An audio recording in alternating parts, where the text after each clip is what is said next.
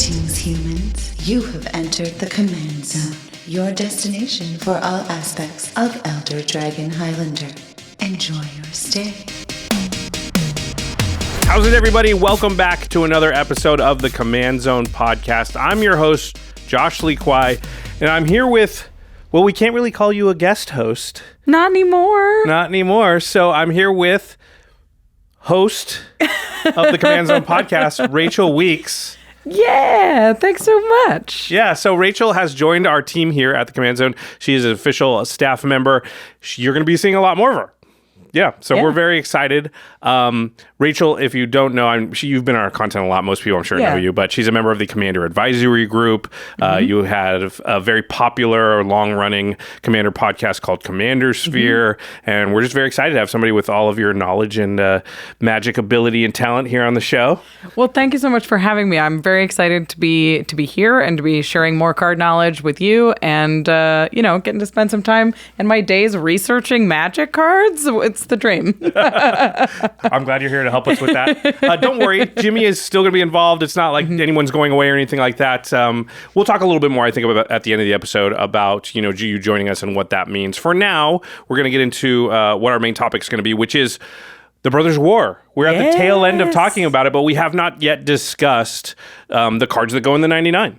Yeah, there's a ton of sweet cards in this deck, and you would think, I think I went into this set and I was like, these are all going to be artifact-based, and no, there's a lot more diversity coming out of Brothers War and some cool stuff, so I'm excited. So we're going to talk about all those cards that go in your 99 in this episode, but before we get into it, if you want to get your hands on any of the cards, well, you're going to have to order them. CardKingdom.com/command, that is the best place to go to get your Magic products, singles, anything at all. One of the things I love the most about Card Kingdom is they have this huge inventory, and when I order cards for a deck, I'm ordering them all from the same place when I order from Card Kingdom, so I get one package back from them, and I get all the cards at the same time, which has this aggregate experience of, like, I get my deck ready to play faster than ordering through other services just because, by the virtue of getting it all at once. And it's around the holidays.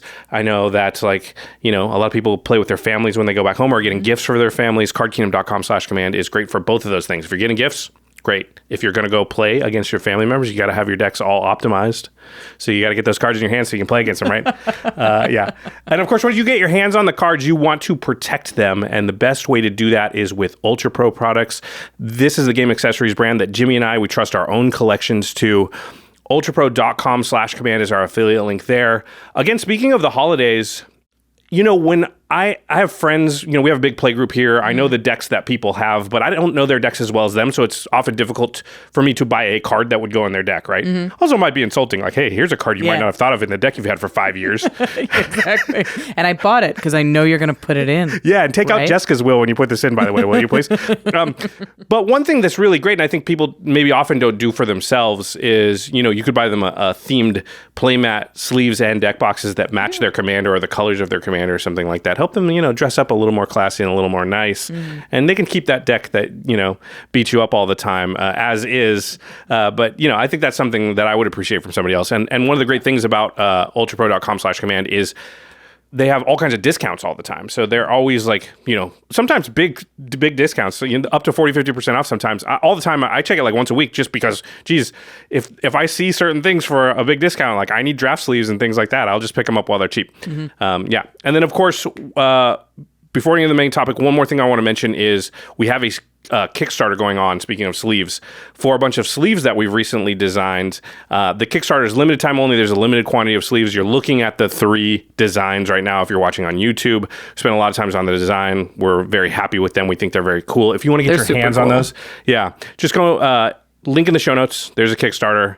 Again, blah, blah, blah, limited time. All the rest of it. We only make these things this one time, and then we move on to the next design. So, if you want to show your fandom of game nights, click that Kickstarter. And of course, to our patrons who support our show, one perk of being a patron is we shout out one lucky patron every single episode. And this episode is dedicated to Casey McClara. Casey, you rock. Okay, let's get into the main topic here, Rachel. Yeah. We're not going to talk about every card. No. I think we've talked about enough cards in this set, but we're going to talk about the ones that are going to show up a lot across the table from you. The ones that you want to be familiar with, the ones that you want to know how to evaluate when they show up in your games at home. And we're going to skip over some of the cards that may be powerful in specific strategies, like tribal cards or stuff that's like very, very narrow. You know, if you have a soldier deck and there's a plus, there's an Anthem soldier effect or something like that's in your colors. Like you don't need us to tell you like, hey, put this in your soldier's deck. So probably good. Yeah. So we're going to go over some stuff that may be a little bit harder for you to evaluate. Starting off with the rare cycle of the set. This is the cycle of instants and sorceries. They are commands of different characters in the set, and they give you 4 options, and you get to pick 2 for each of the command spells. Yeah, we've had command cycles a few times over the years in different sets. Cryptic Command, one of the famous ones. Of course. Profane Command. And then we had like Kolagon's Command and that whole cycle. And so now we're back and they work in a similar way. Yep. One of the things I'll say is a lot of these are sorceries. They're not instants, which is a little bit new. They generally tend to be instants. But we've found over the years that a lot of these are playable in Commander, so it won't be surprising to see if some of the, these are going to pop up. I think you're probably going to see them because people tend to like the command cycles. They tend to make them powerful enough to play. So let's check out here what we've got. We'll start with the white one, which is Kayla's Command. 1 white for a sorcery. Choose 2. Either create a 2/2 colorless construct artifact creature token, or put a 1/1 counter on a creature you control. It gains double strike until end of turn. Or search your library for a basic plains card, reveal it, put it into your hand, then shuffle. Or gain 2 life and scry 2. It's cheap. It's 3 mana. So remember, this is sorcery speed. And I think when we look at these, there has to be a mode that's jumping out to you to put into your deck, where there's specific synergy that's enough to be like, this card is worth it in my deck. And yeah, at least one mode that like my deck wants this to happen. Yeah, for sure. And would like these other things at least. Yeah, it'd be great if there was 2 that you wanted. But definitely you don't want to look at it and be like, these are all good, but I don't specifically need any of them. Yeah. So I think the first thing that I do when I look at these kind of modal spells is be like, which one is jumping out to me? Which is the build around? Which is the high synergy one? And this one, it's sort of tough to tell.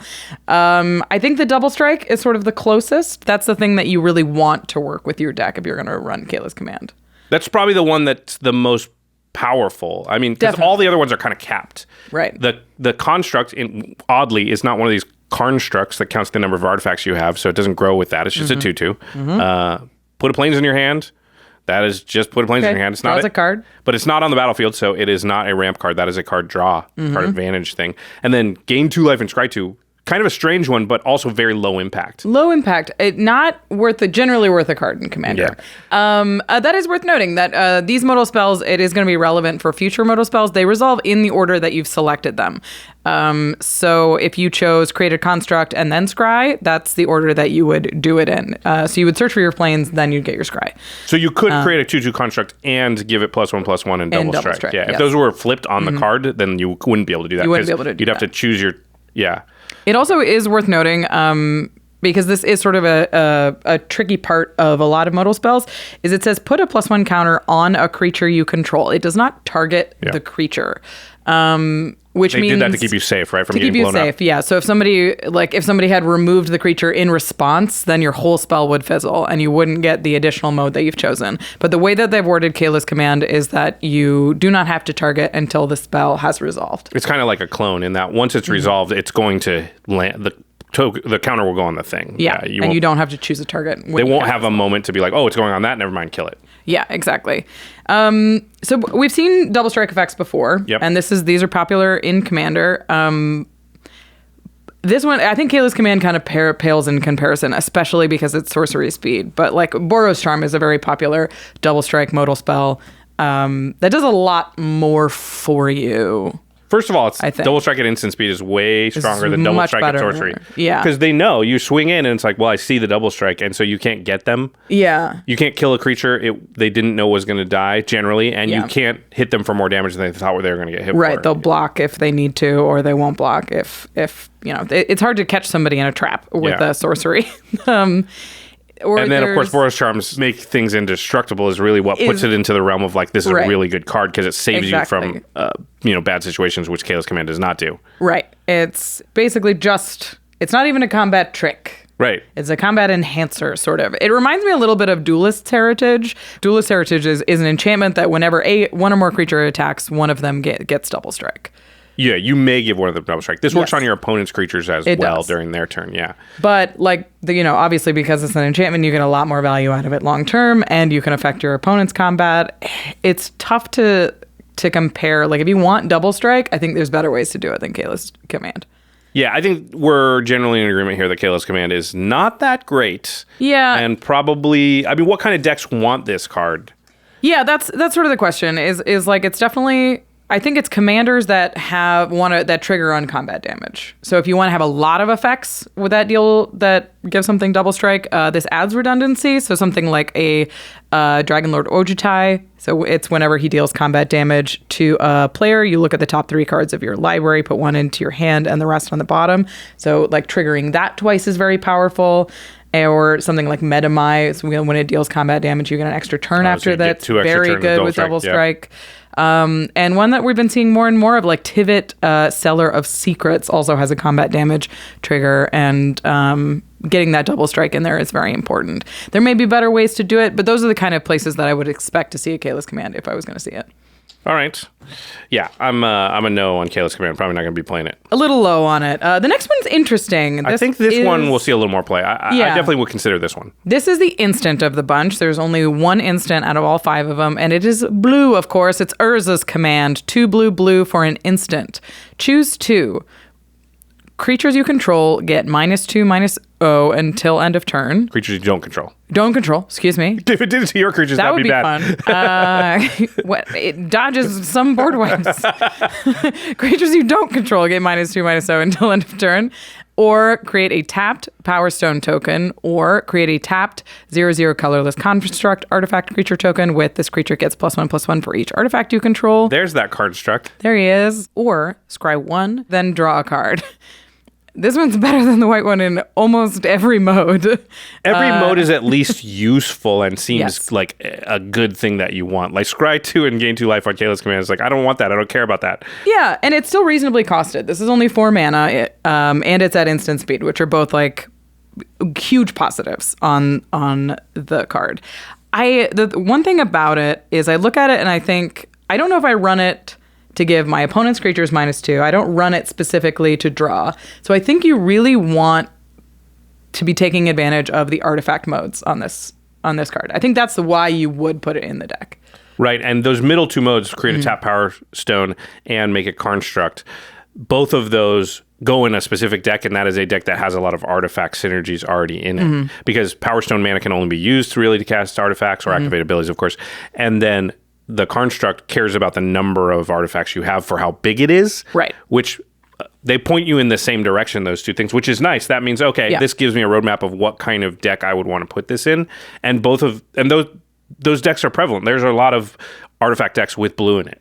Absolutely. I think it's just a little less flexible than we've seen previously for blue modal spells.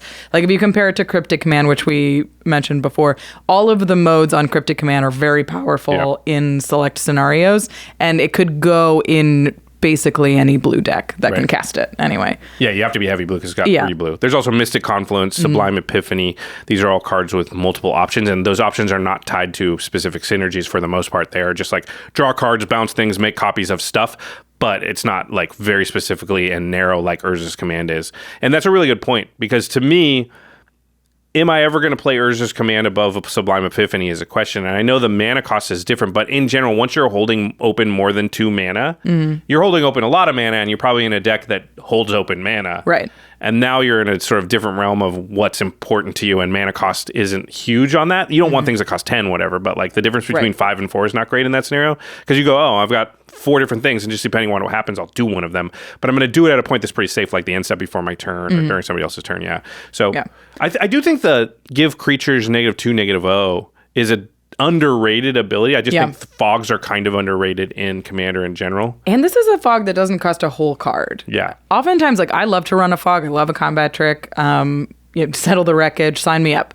But this one doesn't cost you like a dead card where you're sitting there and waiting to be attacked and to like, I'll use it. I got him. Right. You can use it, get a little bit of value out of it. And draw a card still or make a Power Stone and advance your board a little bit. It is not a full fog. So it won't save you sometimes from like a Crater Hoof or something like that. But often like a Triumph of the Horde or something like that that's going to come through and they think they've got enough to get you and you just go, oh. Mess up their math a little bit. Exactly. A lot of times that can save you. And fogs are good in Commander because oftentimes, how often have you ended a game and you're like, if I just had one more turn? Yeah. Well, the fogs give you that one more turn a lot. Buys you a turn. So, yeah, I think this one is decent. It'll have to bump off again Sublime Epiphany, Mystic Confluence to see a lot of play. Yeah. What kind of decks do you think this goes in? Yeah, I think that's the decks that can really, really take advantage of that artifact and maybe even token synergy. A big one that I thought of right off the bat is Brutaclad Telkor Engineer. Brutaclad. First of all, he creates a terrifying token, and then he gives you a free one to and turn Urza's into Command other makes ones. 2 tokens. Makes 2 tokens. Because that Power Stone token could be turned into whatever Brutaclad feels like. Yeah. So Brutaclad's a great example of like, this is better than Cryptic Command in Brutaclad. Yeah.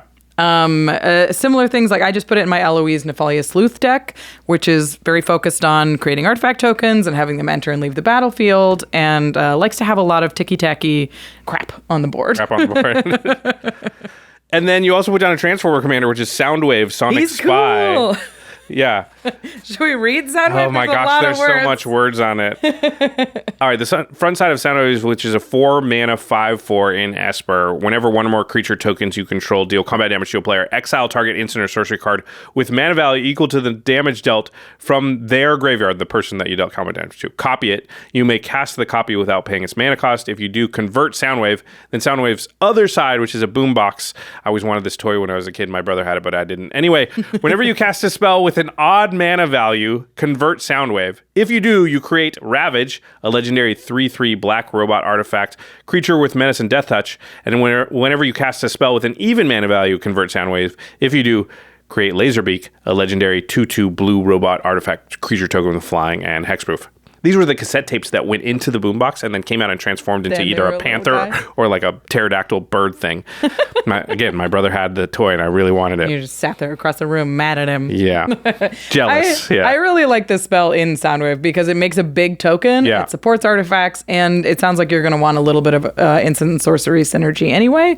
And the Power Stone's very powerful to be able to like you have cast an your artifact commander and things like that. Yeah, it really is kind of like a mana rock. So if you thought of it as like, hey, it creates a Felwar Stone plus a something else, it's pretty good. Yeah, so I do like it in that deck as well. All right, next up is the black one. Get out of here. Gix's Command. 3 black for a sorcery. Boo, sorcery. Choose 2. Put 2 1/1 counters on up to 1 creature. It gains lifelink until end of turn. Or destroy each creature with power 2 or less. Or return up to 2 creature cards from your graveyard to your hand. Or each opponent sacrifices a creature with the highest power among creatures they control. Remember, this is 3 black, so 5 mana. 5 mana. Make somebody sack their biggest thing, destroy all 2 power or less creatures, return 2 things from your graveyard to your hand, 2 creatures, or put 2 1/1 counters and give something a lifelink until end of turn. Yeah. Again, this doesn't target, so it can't be fizzled, but with a removal spell, which is important. Yep. And it resolves in order. So you could put 2+1 counters on a creature to save it by when you blow up all of the 2 power things. It's a sort of a weird selective board wipe, I think, is the way that you look at this, where you're like... You think the board wipe part of it, the second option is the sort of the I default option? Destroy all creatures with power 2 or less? I mean, that's going to get a lot of things in our format, right? Like, I think that you want this card to destroy like everything but your commander, basically. Like you want your commander to dodge the removal, and your commander kind of wants to deal combat damage, like because it's cleaning up the board. I mean, it's not going to destroy everything. People are going to have some things left. Yeah, it's... The interesting thing about this one is you look at it and there's nothing that jumps out to you that it's like, I can build around that. Where it's like the counters and the lifelink, kind of. I mean, you can always choose the destroy all the little creatures, plus they sacrifice their highest power creature. Right. And that, if they didn't have 2 things that were over 3 power, then... It cleans things up pretty well. But then you don't get the other modes of like get 2 creatures back or put. But you're right, it clears the way. But I guess it is more selective than like a damnation. If you do a damnation, it's killing your stuff too. Yeah. Where this is like... Small stuff, I know what I've got. And if it's not small, I'm good. And then their only opponent sacrifice the creature on the last option. Right. So it cleans up like all the little stuff, and then the scariest thing hypothetically, the scariest thing on their board. Right. So that's sort of how I've been looking at it.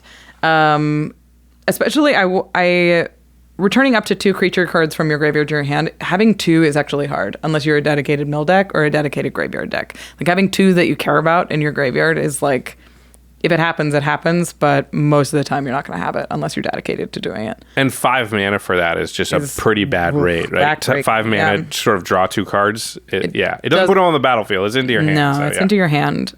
So I wanted to compare this to other black, like sort of modal spells that we've seen in the past. None of them see a ton of play, especially at this price. So a similar one that's recent is Zot's Will. And I actually like this one. It's an instant. It's 4 and a black. You choose 1. If you control your commander, you choose both. Each opponent sacrifices a creature they control with the greatest power. So similar. And then exile all cards from all opponents' graveyards. Then create X01 black Thrall creature tokens, where X is the greatest power among creature cards exiled this way. So this is a similar modal effect. It's at instant speed, and it has the exile that makes a ton of tokens. I think it's significantly better than Gix's command. And still it people don't play it, yeah. Play. I think I've seen this cast one time, and I think it was in draft. Yeah, I had it in a deck. Yeah. And that deck is no longer with us. Had is past tense. Yes. Wretched Confluence is a card that I toyed around with for a while, and I close. think it sort of tricks you into thinking it's playable, and then you play with it a few times, and you're like, it's not actually that good. Yeah. But it's 3 black for an instant again, and you choose 3 of the following: either target player draws a card and loses a life, target creature gets -2 until end turn, or return target creature card from your graveyard to your hand. So because you get 3, you can sort of do a similar version to Gix's command, where it's like, oh, kill 3 things, or draw 3 cards, or get a creature back and draw 2 cards. Yeah. And it's instant, so I think that makes it significantly better, because you can hold open your removal or other options and then be like, okay, cool, nothing scary happened. I'll get this creature back, kill that thing, and draw a card. Yeah, easy. So I think it's better than Gix's command, and I don't play that either. Yes. So I was thinking about this, and I was like, okay, so we're not playing like 5-minute spells in black, really. Like when you're sorceries. Like, I mean, these are instants, and we're not playing them. Yeah. So what is this like? What kind of deck can take advantage of this? And I think the answer is decks that have black in them, that are very aggro based and are sort of like mid power. Like we're not talking token deck. We're talking like 4/4s that are hitting you. Right. You can't be token deck. You'll kill all your tokens. You'll kill all your tokens. Exactly. Yeah. So I was looking through these, and I was like, I think like an Ishin 2 heavens as one is an interesting spot for this, because you're going to have like a bigger board. You're going to be able to blow up a lot of the blockers, and so you can get your attack triggers off. It's tough though, because you get rid of most of the biggest good creatures in the Ishin decks I've played against are small. Well, because what you want to do is get them out and then cast Ishin and then attack that same turn. Yeah. Yeah, I mean, I was looking at some Jund decks that have like more of a beefy attackers, like an Ognis, the Dragon's Lash is like a Jund hasty aggro deck. Yeah, that seems and I think that's sort of where this card may shine, like a Saskia, the Unyielding. Oh, there you go. Where you're trying to hit with big things. Yeah. Yeah, you're just trying to hit with like dragons and just trying to keep the way clear so you can keep attacking. I especially like it in Saskia because it could really wreck one player and make some room. Yeah, because you don't need to actually clear out room for everybody. You just need to clear out room in one, because when you attack that one, you hit somebody else. You hit somebody else, yeah. Or hit that one person twice. That sucks when it's you, but that's happened to me. Yeah, so interesting. Hard to find a spot for Gix's command. I am not sure we'll see much of it. All right, the next one is Mishra's command, which is the red one. It is a sorcery for red and X. You can choose 2. Choose target player. They may discard up to X cards. Then they draw a card for each card discarded this way. Or this spell deals X damage to target creature. Or this spell deals X damage to target planeswalker. Or target creature gets +X/+O and gains haste until end of turn. This one seems very flexible to me. Yeah. I like a lot of the modes on here, and I think they play better than they read. So that first ability to sort of selectively wheel yourself, which is really what that ends up being, is pretty nice. Because if you go like, I'm going to remove that thing and I'm also going to ditch 4 cards and draw 4 cards, and you're in red, and red very much these days wants to play around with its graveyard. You've got Underworld Breach and things like that, and you're probably paired with a color that cares about the graveyard as well. That can often be like a lot of advantage that just happen. Kill the scariest thing, draw 4 more cards, still have access to the stuff I put in my graveyard. Yeah, that's a 5-mana spell that like really cleans things up and shows you a lot of cards. I wish it was an instant, though. Wish it was an instant. Wish it was an instant. And I do think that last mode is a little underrated, and we've talked about on the show before that I think haste in general is overrated, and people play it incorrectly, which is haste is a knockout blow. You should be saving, if you've got haste in your deck, a lot of times you should be saving it for that last, because red has this problem in aggro decks, just decks that are attacking just have a problem of like finishing the game out, and haste is a way to like, they think they're safe, haha, got you. Yeah. But if they see it or you use it early, so it shouldn't be trying to get them from 28 to 20. You don't use your haste for that. You use your haste to kind of get them from 8 to 0. Yeah. And so the fact if you draw this kind of late, you can craft a game plan that says, okay, cool, I'm just going to open away, get them feeling safe. Maybe they take a turn and develop their board because they think I'm not a threat, and then play a creature, give it haste, pump it, kill them. Yeah, and you can you could cast this for X equals to 0. You could just spend red and give this creature haste. Yeah, I've and done get that in somebody limited, out of nowhere. actually. Yeah, absolutely. So, and because you're trying to win the game in those instances with that card disadvantage, you don't care about it as much for that one usage. Yeah. If it wins a game, it wins a game. Yeah. Yeah, definitely. I think all of these modes are going to be good depending on what deck you're building, right? Which is cool. And I was looking at other red modal spells just to see what our options are, what we would consider in this slot. And there's a couple of wheels that also come that come with options. You usually don't get to like wheel and do something. So like Incendiary Command as an option to do 4 damage to target player, deal 2 damage to each creature, destroy a non-basic land, or wheel the whole table, so discard all the cards in their hand and then draw that many cards. I like how on that those old cards, they didn't know how to bullet point things yet. Yeah, it's terrible. It's just a full paragraph. It's such a nightmare. Another one that I liked the comparison a lot was Collective Defiance. So this is sort of a modal spell. It has Escalate. It's red 1 with Escalate 1. So you can pay the Escalate mode to choose more, or the cost to choose more modes. Choose 1 or more. Target player discards all the cards in his or her hand, then draws that many cards. Collective Defiance deals 4 damage to target creature, or Collective Defiance deals 3 damage to target opponent. So for 5 mana, you can do it all. Yeah, for 5 mana, you can destroy a creature, you can wheel your hand, and you can lightning bolt somebody's face. Yep. So that's a very similar type of look. And I honestly think Collective Defiance is underplayed. I don't think this is an issue of Mishra's Command. I think this is an issue of people not playing this kind of effect in red. Right. Yeah, it's a card Jimmy plays, and I've definitely had it cast up against me a lot. It's good in like Neheb and things like that. Absolutely. And you're really playing it for the wheeling. Yes. But the fact is that you get additional value. Like, I'm going to wheel and kill a thing. I'm going to wheel and deal damage to you, which will give me some advantage. Maybe like Rakdos or something like that would want something like this. And so, but the wheel is the centerpiece of what you know, why you know it's in the deck. And then there are times where I don't want to wheel. That means you probably are fine with your hand, and you're like, just kill a thing and deal some damage to you, and that's fine too. Yeah. It has a similar look, but I think that it sort of informs what kind of decks want a card like this, and I definitely think it's cards that want to use their graveyard.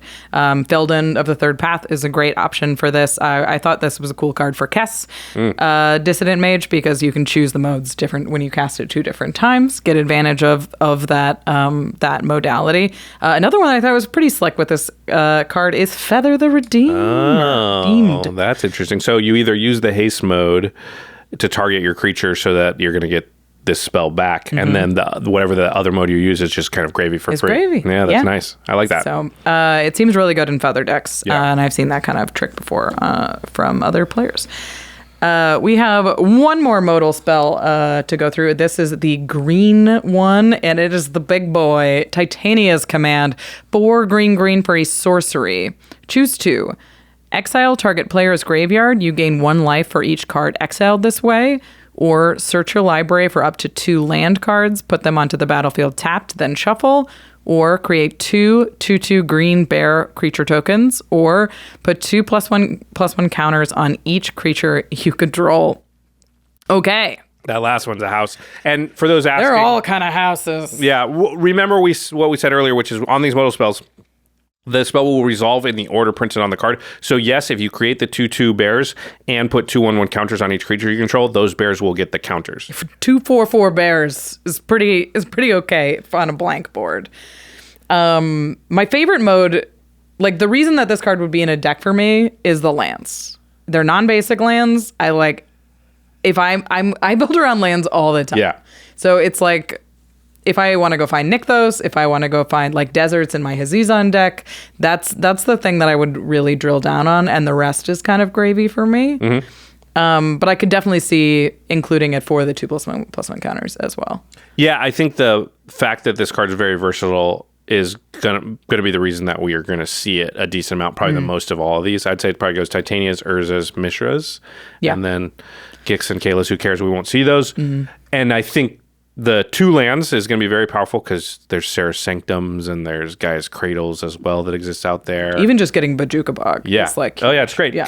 Well, its first mode does you still get a Bog land, somebody. though. Yeah, that's interesting. You Bojuka Bog somebody and do this to somebody else. You There could you get go. rid of 2 graveyards. A lot of times that just shuts decks off. Yeah.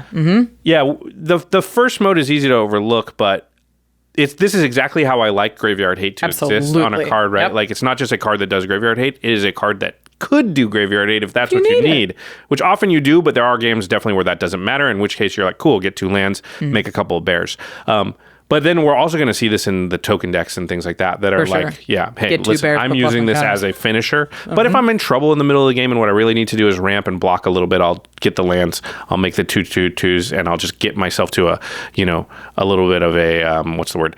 I'll settle, I'll set up, I'll have some blockers. build. Yeah. So. It reminds me that way of Return of the Wild Speaker a lot. Return of the Wild Speaker, you can draw a bunch of cards, or you can buff and just end the game.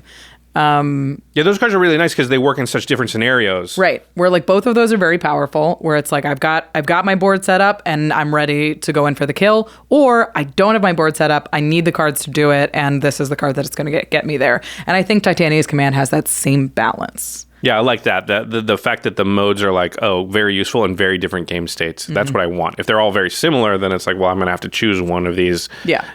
So I'm not going to, get full value maybe. So yeah, I think this is one of the ones we're going to see the most. What do you think are some decks? You already mentioned Hazazon, the new Hazazon. Yes, this is Hazazon, Shaper of Sand. It's insane in Hazazon. Yeah. You go get 2 like if you have Hazazon on board, you get 2 deserts, you make 4 Sand Warrior tokens, then you put 2 +1 counters on everything. Oh my lord!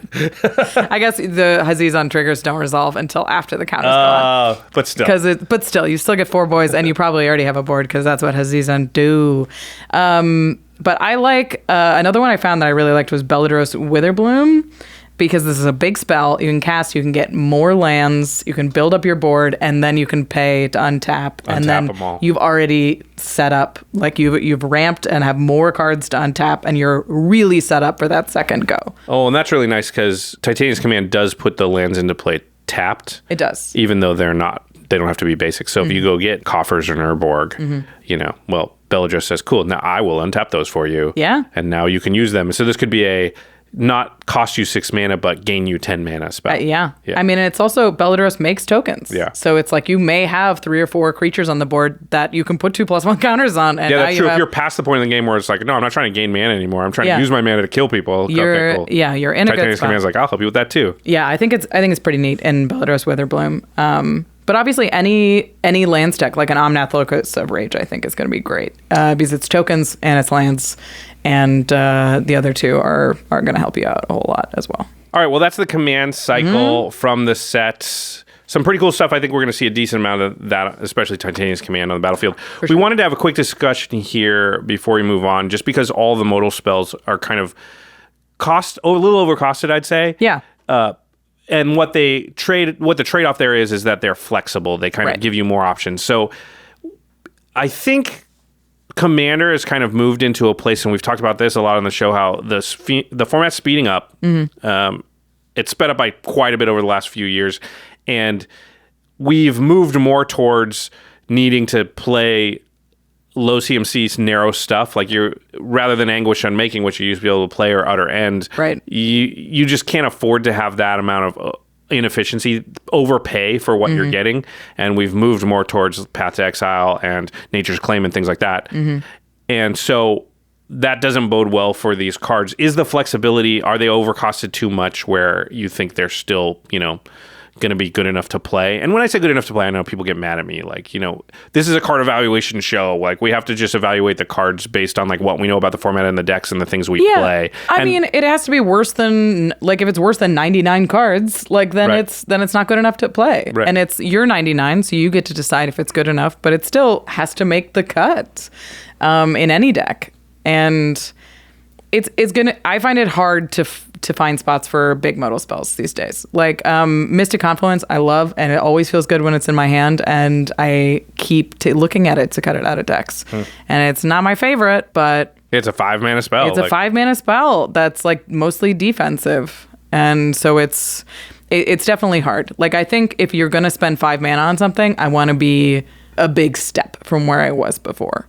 Yeah, I think so. The ones we like, Titania's Command being the one we like the most. There's a very clean, this thing on this card, I feel is worth the mana all by itself, basically. Right, yeah. Or, in my deck and in my setup. And that means the other mode that I'm going to pick, or when I don't pick that mode and I pick 2 other ones, that's because it's advantageous for me. But if there's not a mode that clearly stands out to you as like, this is worth that amount of mana, this thing on here, then you probably can't play it. Yeah, I mean, I think like a good comparison is between Titania's Command and Hour of Promise, right? So Hour of Promise gets 2 non-basic lands into play, tapped. And we run that card all the time, especially in lands decks. That's 5 mana, go get 2 lands, put them into play. Titania's Command is 1 mana more, and that 1 mana gets you, 2 bodies, or an overrun, or a free the 2 bog 1/1 counters on all your creatures is kind of worth it right there. Right. For 1 mana, So if the cost feels right. But if you look at a card and you're like, I wouldn't pay this much for any of these effects, then that's when you're starting to doubt that there's a spot in your deck for this. All right. That's the only cycle that we're going to talk about here. So we're going to move on to the rest of the non-cycle cards that go in your 99. We're going to do this. What do we do here? Alphabetical? No, we're going to do it alphabetical. Is it color? It's sorted by color. Okay, cool. Because there are a lot of white cards. Oh, interesting. In this. So I wanted to get some done when we'll get to the white cards, but there's like 5 or 6 white cards that we had to talk about, and much fewer black, blue, and even green cards. Well, white has been getting its comeuppance for a few years now, and I think it's still happening. So it's here. That's cool. All right, we're not going to start with white, though. We're going to start with black. This is a card I've had a chance to play with a little bit. It's called Hostile Negotiations, which is 3 and a black for an instant. It says exile the top 3 cards of your library in a face-down pile. Then exile the top 3 cards of your library in another face-down pile. Look at the cards in each pile. Then turn a pile of your choice face up. An opponent chooses one of those piles. Put that pile into your hand and the other into your graveyard. You lose 3 life. Again, 4 mana instant. I mean, this reminds me and everybody of a favorite 4 mana instant, Fact or Fiction. Yeah, I think that's the immediate image you conjure in your head. Yeah. I've seen Fact or Fiction played many times. Fact or Fiction is an awesome card. Yep. Basically can go in any blue deck and you won't be embarrassed about it. Yeah. So a lot of people looked at Hostile Negotiations and thought, wow, black Fact or Fiction. This is going to have to be good. And I've had a chance to play with it, and I don't think it's that great. It's tough because in Fact or Fiction, the piles are usually very balanced. It's usually tough, like a decision to make between 3 and 2. And this one, you don't balance the piles. It's just 1, 2, 3, 1, 2, 3. And one of them could be way better than the other one. Yeah, I think that's the thing that's easy to overlook when you read the card is it's not like you take 6 cards, you make 2 sets of 3 and then show 1 to your opponent and 1's down. You don't. The 2 piles are set. So 1, 2, 3, that is a pile. You can't mess with it. 1, 2, 3, that is a pile. You can't mess with it. You look at the 2 piles, and here's what happens. In the scenario where both piles are about the same, then it's a real choice, Yeah. But in those scenarios, you don't care as much because they're about the same. Yeah. Now, you have the scenario where one's good and one's bad. Usually that includes a number of lands in one. So let's say 2 or 3 lands in one pile, and the other one doesn't have it. Think of what you can choose to show to your opponent here. It's a big bluff to be like, Consecrated Sphinx, secret down pile? Like, yeah. I don't think I think they just pick the face down pile. Yeah, and if you show them the pile with a lot of lands in it, what do? They look at that and they go, there's 2 lands and a spell there. I'm giving you that one. Because how much better or, how much worse can the other one be than that? maybe it's 3 lands, but I'll just risk it so that I don't give you something awesome. So there's a little bit of gamesmanship that happens, but in general, I found that like something like 80% of the time, you just get the worst of the 2-3 piles. That's just the way that this plays out. It reminds me a little bit of Manifold Insights, which is a card I actually like. This is a 3-mana blue sorcery. It says reveal the top 10 cards of your library, starting with the next opponent in turn order. Each opponent chooses a different non-land card from among them. Put the chosen cards into your hand and the rest on the bottom of your library in a random order. So Manifold Insights often says, look at the top 10 cards of your library. You get the 3 worst spells. You see a lot of cards, you get a lot of information, but you don't necessarily get to choose what you want out of it. Yeah. One thing I'll say, and we talked about this, which is that Hostile Negotiations does put the pile that they don't choose into your graveyard. Yes. And so if you're a deck that cares about its graveyard, in more than just like I have a card or two, like I'm playing around in my graveyard and that is a theme of my deck, then all of a sudden I think this becomes quite good. Yes. Because what you're saying is it doesn't matter, right? Give me this, give me that. I will have access to the cards that are going into the graveyard as well. So I'm good. It's closer to like a draw 3, mill 3, I think, which is great. Especially for 4 mana at instant speed. We've seen like similar cards to this that have this pairing of things. Like recently we had Atrocious Experiment. Target player mills 2 cards, draws 2 cards, and loses 2 life. So that's a similar effect where you're like, I want to get some cards in my hand, I want to fill up my graveyard a little bit, and I'll take the damage because it's black. And I think this card needs to be evaluated closer to those, where it's like, you're just going to get what you're going to get. It's not the selection of Fact or Fiction. It's not like some really efficient draw spell. It's a draw spell and another thing I want to say is do not underestimate the downside of some percentage of the time when you play this card. In fact, a lot of the time they know the cards you got. Sure. Yeah. So there is a downside to like, okay, cool, I'm giving you that pile, and I in my head know you have a removal spell. All right. In my head, I know you have a counter spell. All right. In my head, know you have this scary creature. So maybe I don't waste my removal on the creature I can see out there because I know in your hand you got Elish Norn or whatever. So that is a downside of a card, is revealing them. Now you don't reveal the downside, the face down pile, if that's the one they choose. Yeah. So it's not all the time, but again, you just add up all these downsides, and I just think this card is just worse than people think it is. Yeah, and there isn't the upside of Fact or Fiction where people are like, well, I definitely don't want to give you this card, so I'll do 4 and 1. And you'll be like, well, I'll take the 1. Yeah, I still get it. Because the 1 wins. You know. So you don't get to choose. You just sort of get 3, which is fine in a lot of decks, I think. All right. The next card you're pretty excited about. I'm hyped on this card, and it's innocuous looking. The more I thought about it, the cooler I think. The more hyped you got? The more hyped I got on it. Okay, so this one is Bitter Reunion. This is a red enchantment. For 1 and a red, it is an enchantment, and when it enters the battlefield, you may discard a card. If you do, draw 2 cards. Then it is an activated ability that says 1, sacrifice Bitter Reunion. Creatures you control gain haste until end of turn. So there are cards in the format that people just play that literally just have that first part. They just do this, right? They're mostly sorceries, but... Yeah, there's 2 that see a lot of play. The biggest one is Thrill of Possibility, which is an instant. Yeah. It is a 2-mana instant. It is in nearly 100,000 decks on EDHREC.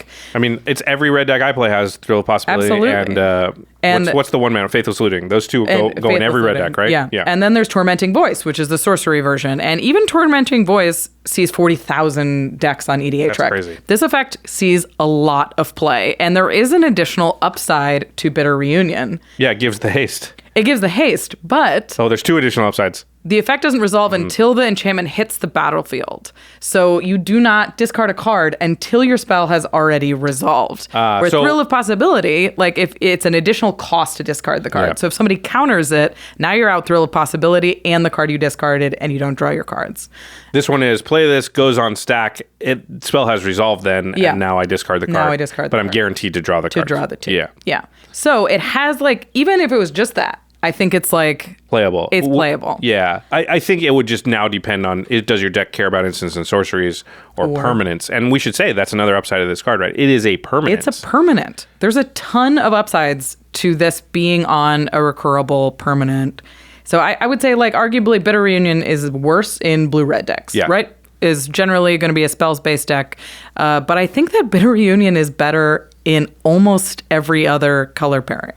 It's great in white-red decks, where you can use Sevin's Reclamation and Sun Titan. And it's even better because it sacrifices itself. Yeah. So you could, hear me out. You could play Bitter Reunion, discard a card, draw a card, plays Sun Titan.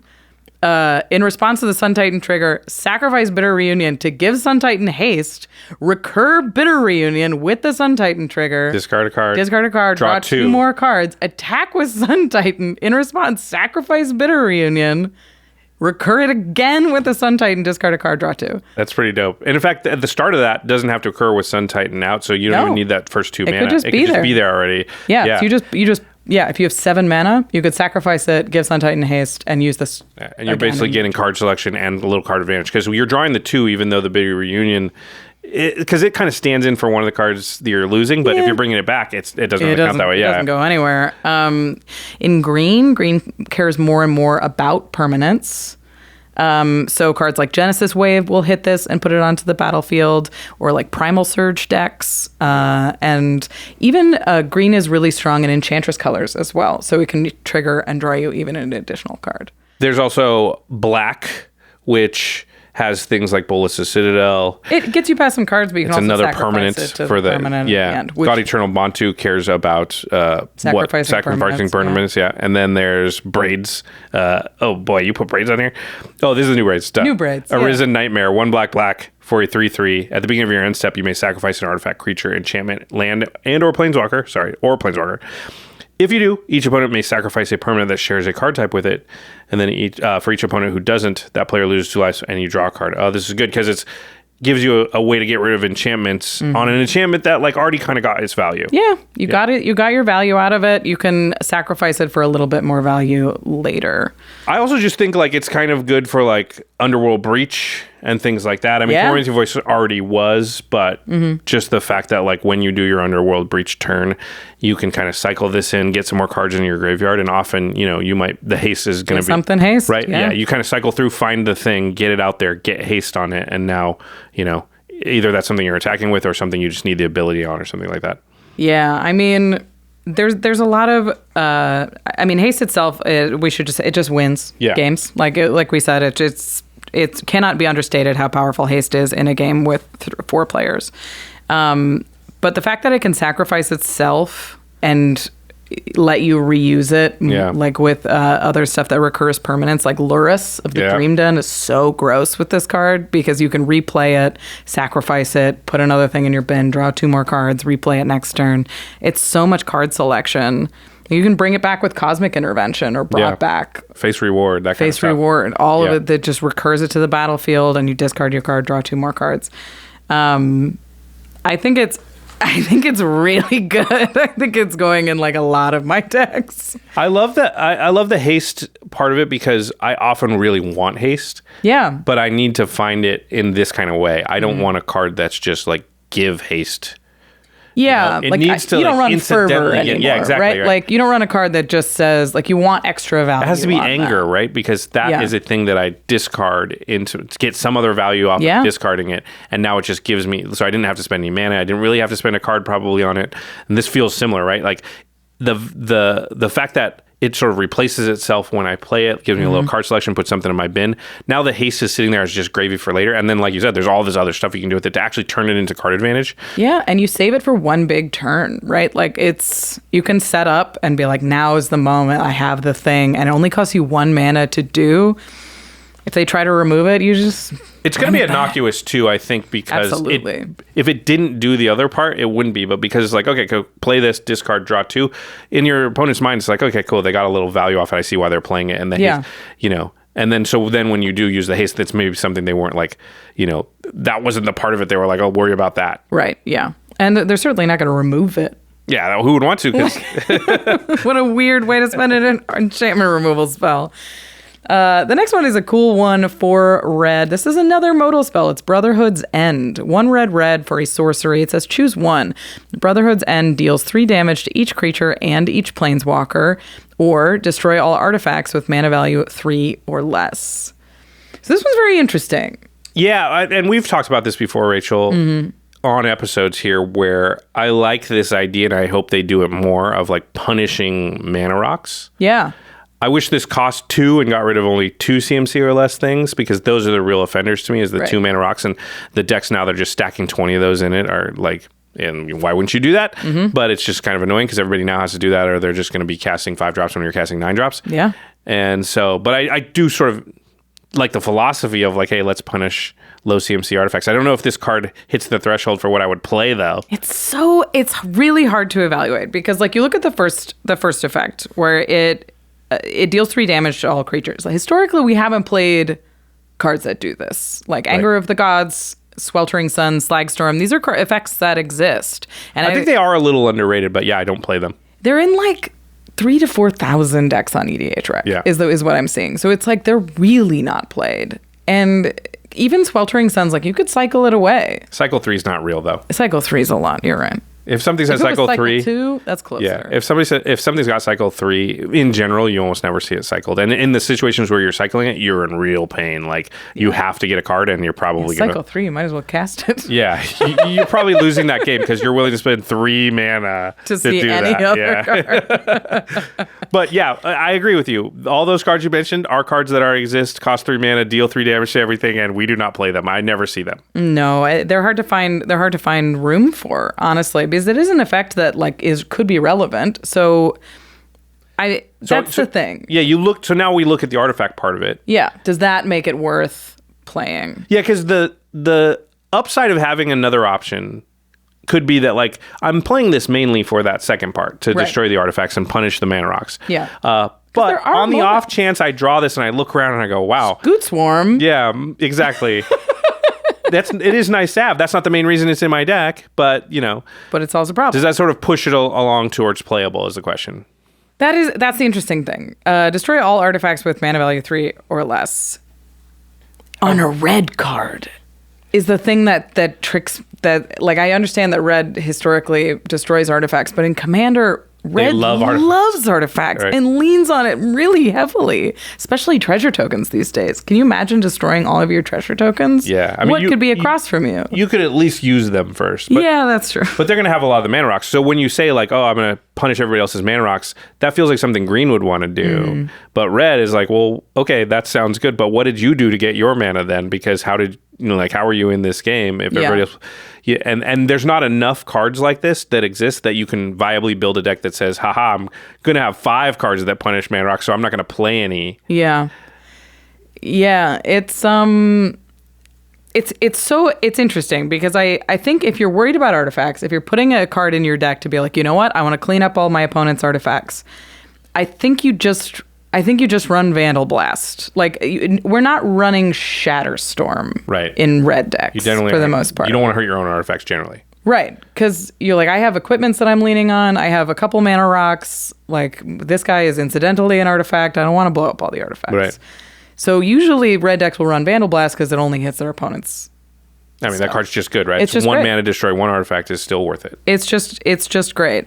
And I don't know if the additional board wipe adds enough to make Brotherhood's End as good as Vandal Blast. There's also Release the Gremlins that we see a little bit of play. Jimmy played it on a recent episode of Extra Turns. It was pretty powerful, and I've played that card, and it is decent.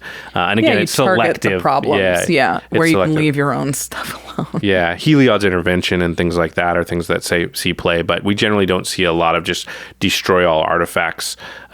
Again, green is the color that's the most likely to do it, or do something like Collector Oofy, which is going to like turn all the artifacts off. It could be, though, that this is... Because I'm thinking about it, and I'm thinking, you know what else red's good at? Recurring artifacts. That's true. So That's true. It could be that, like, in a deck that has a lot of artifact recursion, you're willing to play something like this, and you're knowing I'm going to blow up 2 or 3 of my things, but, you know, my Goblin Welder and Engineer and everything's still going to be around. Yeah, my Duretti's still going to be there. My Feldon's around, something like that. And so, therefore, I'm going to be able to use the artifacts that go to my graveyard, even though I'm destroying them. That might be a thing. That's fair. I also could see it being played in red-green decks where you're like, you know what, all my creatures are too big. They're not going to die in this deal 3 damage board wipe. And I'm ramping with lands. I'm not worried about artifacts. So I could see it in a green-red deck specifically. I think there may be a cool home for a card like this. All right. Next up is a Planeswalker. It is Teferi Temporal Pilgrim. 3 blue for a 4 loyalty Planeswalker. Teferi says, whenever you draw a card, put a loyalty counter on Teferi. That is not one of its activated abilities. That is a static ability. Yep. Then it has a 0 ability of draw a card. which would effectively sort of function as a +1 ability. It has a -2 ability of create a 2/2 blue spirit creature token with vigilance, and whenever you draw a card, put a 1/1 counter on this creature. And then it has a -12 ultimate. Target opponent chooses a permanent they control and returns it to its owner's hand. Then they shuffle each non-land permanent they control into its owner's library.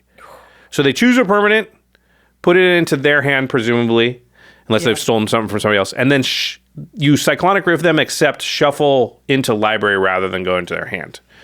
I mean, it is a back-breaking ultimate. If you do this to somebody... They dead. Oh, yeah, they out. Man. They're gone. If they're not dead, they probably conceded. You're like, okay, I have the one card in my hand you bounced, and no other things. How am I doing? Yeah. And what happened to all the other 3 players at the table? Oh, nothing. Nothing. They're still there, yeah.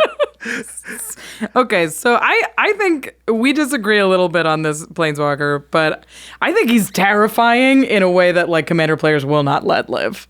It's definitely scary. Yeah. I think that, that is a good point, right? That ultimate is a Sorin level ultimate. And because he has a mechanic on him that allows you to like change the clock on how long it will take to get to that ultimate, and it's unknown, right? So I play this card, and you look and you go, well, they could ultimate next turn, because based on what's in their hand, if they can just draw 8 cards, or maybe 7 cards if they zero it. If they zero it now, so that is a thing where a lot of Planeswalkers with ultimates that are scary, you look at them and you go, well, it's 3 turns until it happens. So if I don't get it at this turn, or I can make some other moves or make some decisions based on the fact that like I got a little time. Right. But Teferi, well, very much it's ironic, but he doesn't give you time. No. Yeah. So he has all the time. Teferi keeps the time. He's a time. Yeah. He's a time hog. Yeah. So I do agree with you on that part. This is a scary Planeswalker. Yeah. However, it's not scary necessarily to everyone at the table. There will be many times when you play it and it is obvious which player it's going at. And that's true. And the other 2 players in those instances, and I'd say like, I'm just going to pick a number, but like 2/3 of Commander games have a point in them where someone's the arch enemy, where someone is just ahead and the other players usually turn 5 have to band together. Yeah. And so the other 2 players might not help that person get at this. And one person trying to get at a Planeswalker is not as easy as if 3 people are. That's fair. So that is a possible upside for something like this. The fact that it only targets one player does protect him a little bit. If it has hit everybody, the thing's gone. You have now made the whole table go. Yeah, we can't allow that to happen under any circumstances. You don't understand. Yeah. I now have to spend every resource I have. So that doesn't happen. Yeah. To end you or Teferi's life. But it doesn't. It can come down -2, make a blocker. Yeah. If you already had a creature, it could be hard to get at Teferi. It could be like you just want to untap with it in a lot of circumstances. Yeah, but it's like a 2/2 that you have to like do other stuff to make the 2/2 relevant. It's a 2/2 that gets bigger. What you're doing the stuff you have to do is stuff you want to do, your deck's already planning to do, and blue's really good at. Like, what blue decks don't try and draw cards? No, for sure. So, and that's the other thing I like about this, right? Because you are often going to play this and you already have things on the table. And those things are Rhystic Study. Those things are Mystic Grimoire. Those things are Esper Sentinel, And so what's going to happen, you don't think if somebody has a Rhystic Study in this card that they aren't like, that person has to die? Right, but it's very difficult now. Sure. If you have those things, now I play it, I say go. Unless you can't, you're going to get at it without casting any spells, it's going to be bigger. The thing that's blocking for it is going to be bigger. It's going to be harder. You're going to be helping me get to my ultimate, right? Sure. Yeah, if I have a Rhystic Study. Or you could just pay for the Rhystic Study. Or you could pay for it. Yeah, but then you can do less stuff. No, right? I know. Yeah, you should pay for it, by the way. Yeah. But especially if this is on the battlefield, pay for the Rhystic Study. But I don't think it's crazy to already have some card draw set up that's pretty hard to get around, so that this actually virtually comes down and it's like, it's got 5 loyalty or 4 loyalty and a blocker, a couple of blockers if you've got something out already. But in order to get at it, you're going to have to do things that are going to, or stuff's going to happen where I'm going to add 3 or 4 more loyalty to it. Now you got to hit it for 7. Yeah, it's a lot harder. I agree. I think he's wily, this Teferi. I tend not to like Planeswalkers that are this obviously powerful and this obviously terrifying, because I think Commander players already have a predisposition to attack planeswalkers, regardless of how relevant the threat is, regardless of who is ahead. They're like, if there's a planeswalker, kill it.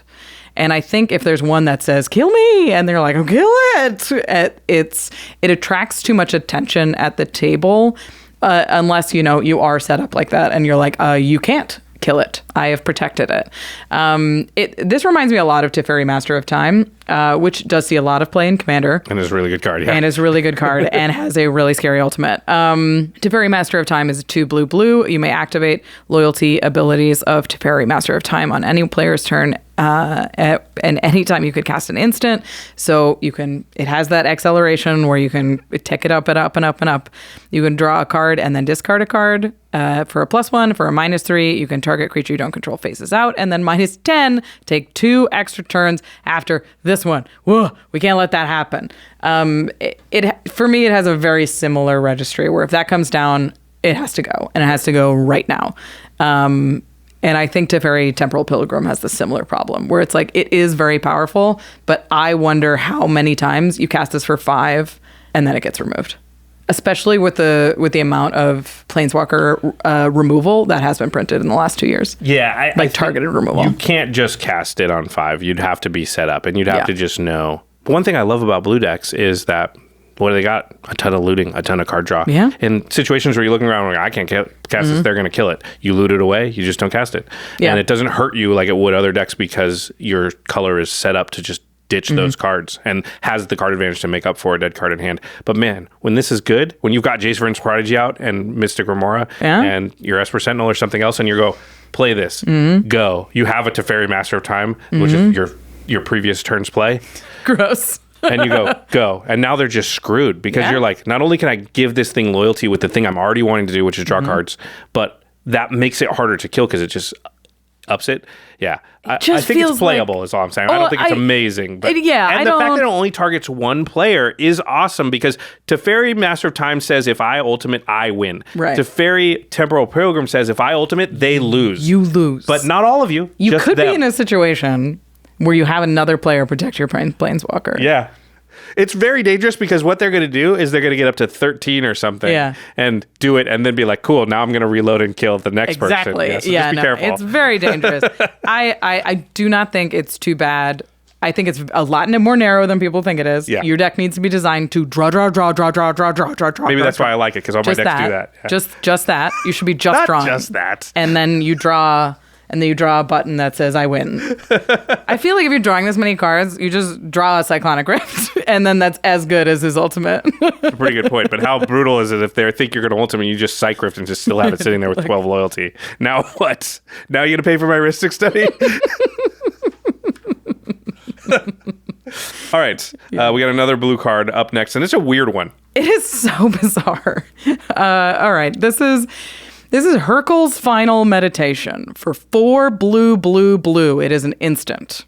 It says, as long as it's not your turn, this spell casts 3 more to cast. So it's 7 mana naturally. You can cast it for 10 on opponent's turns.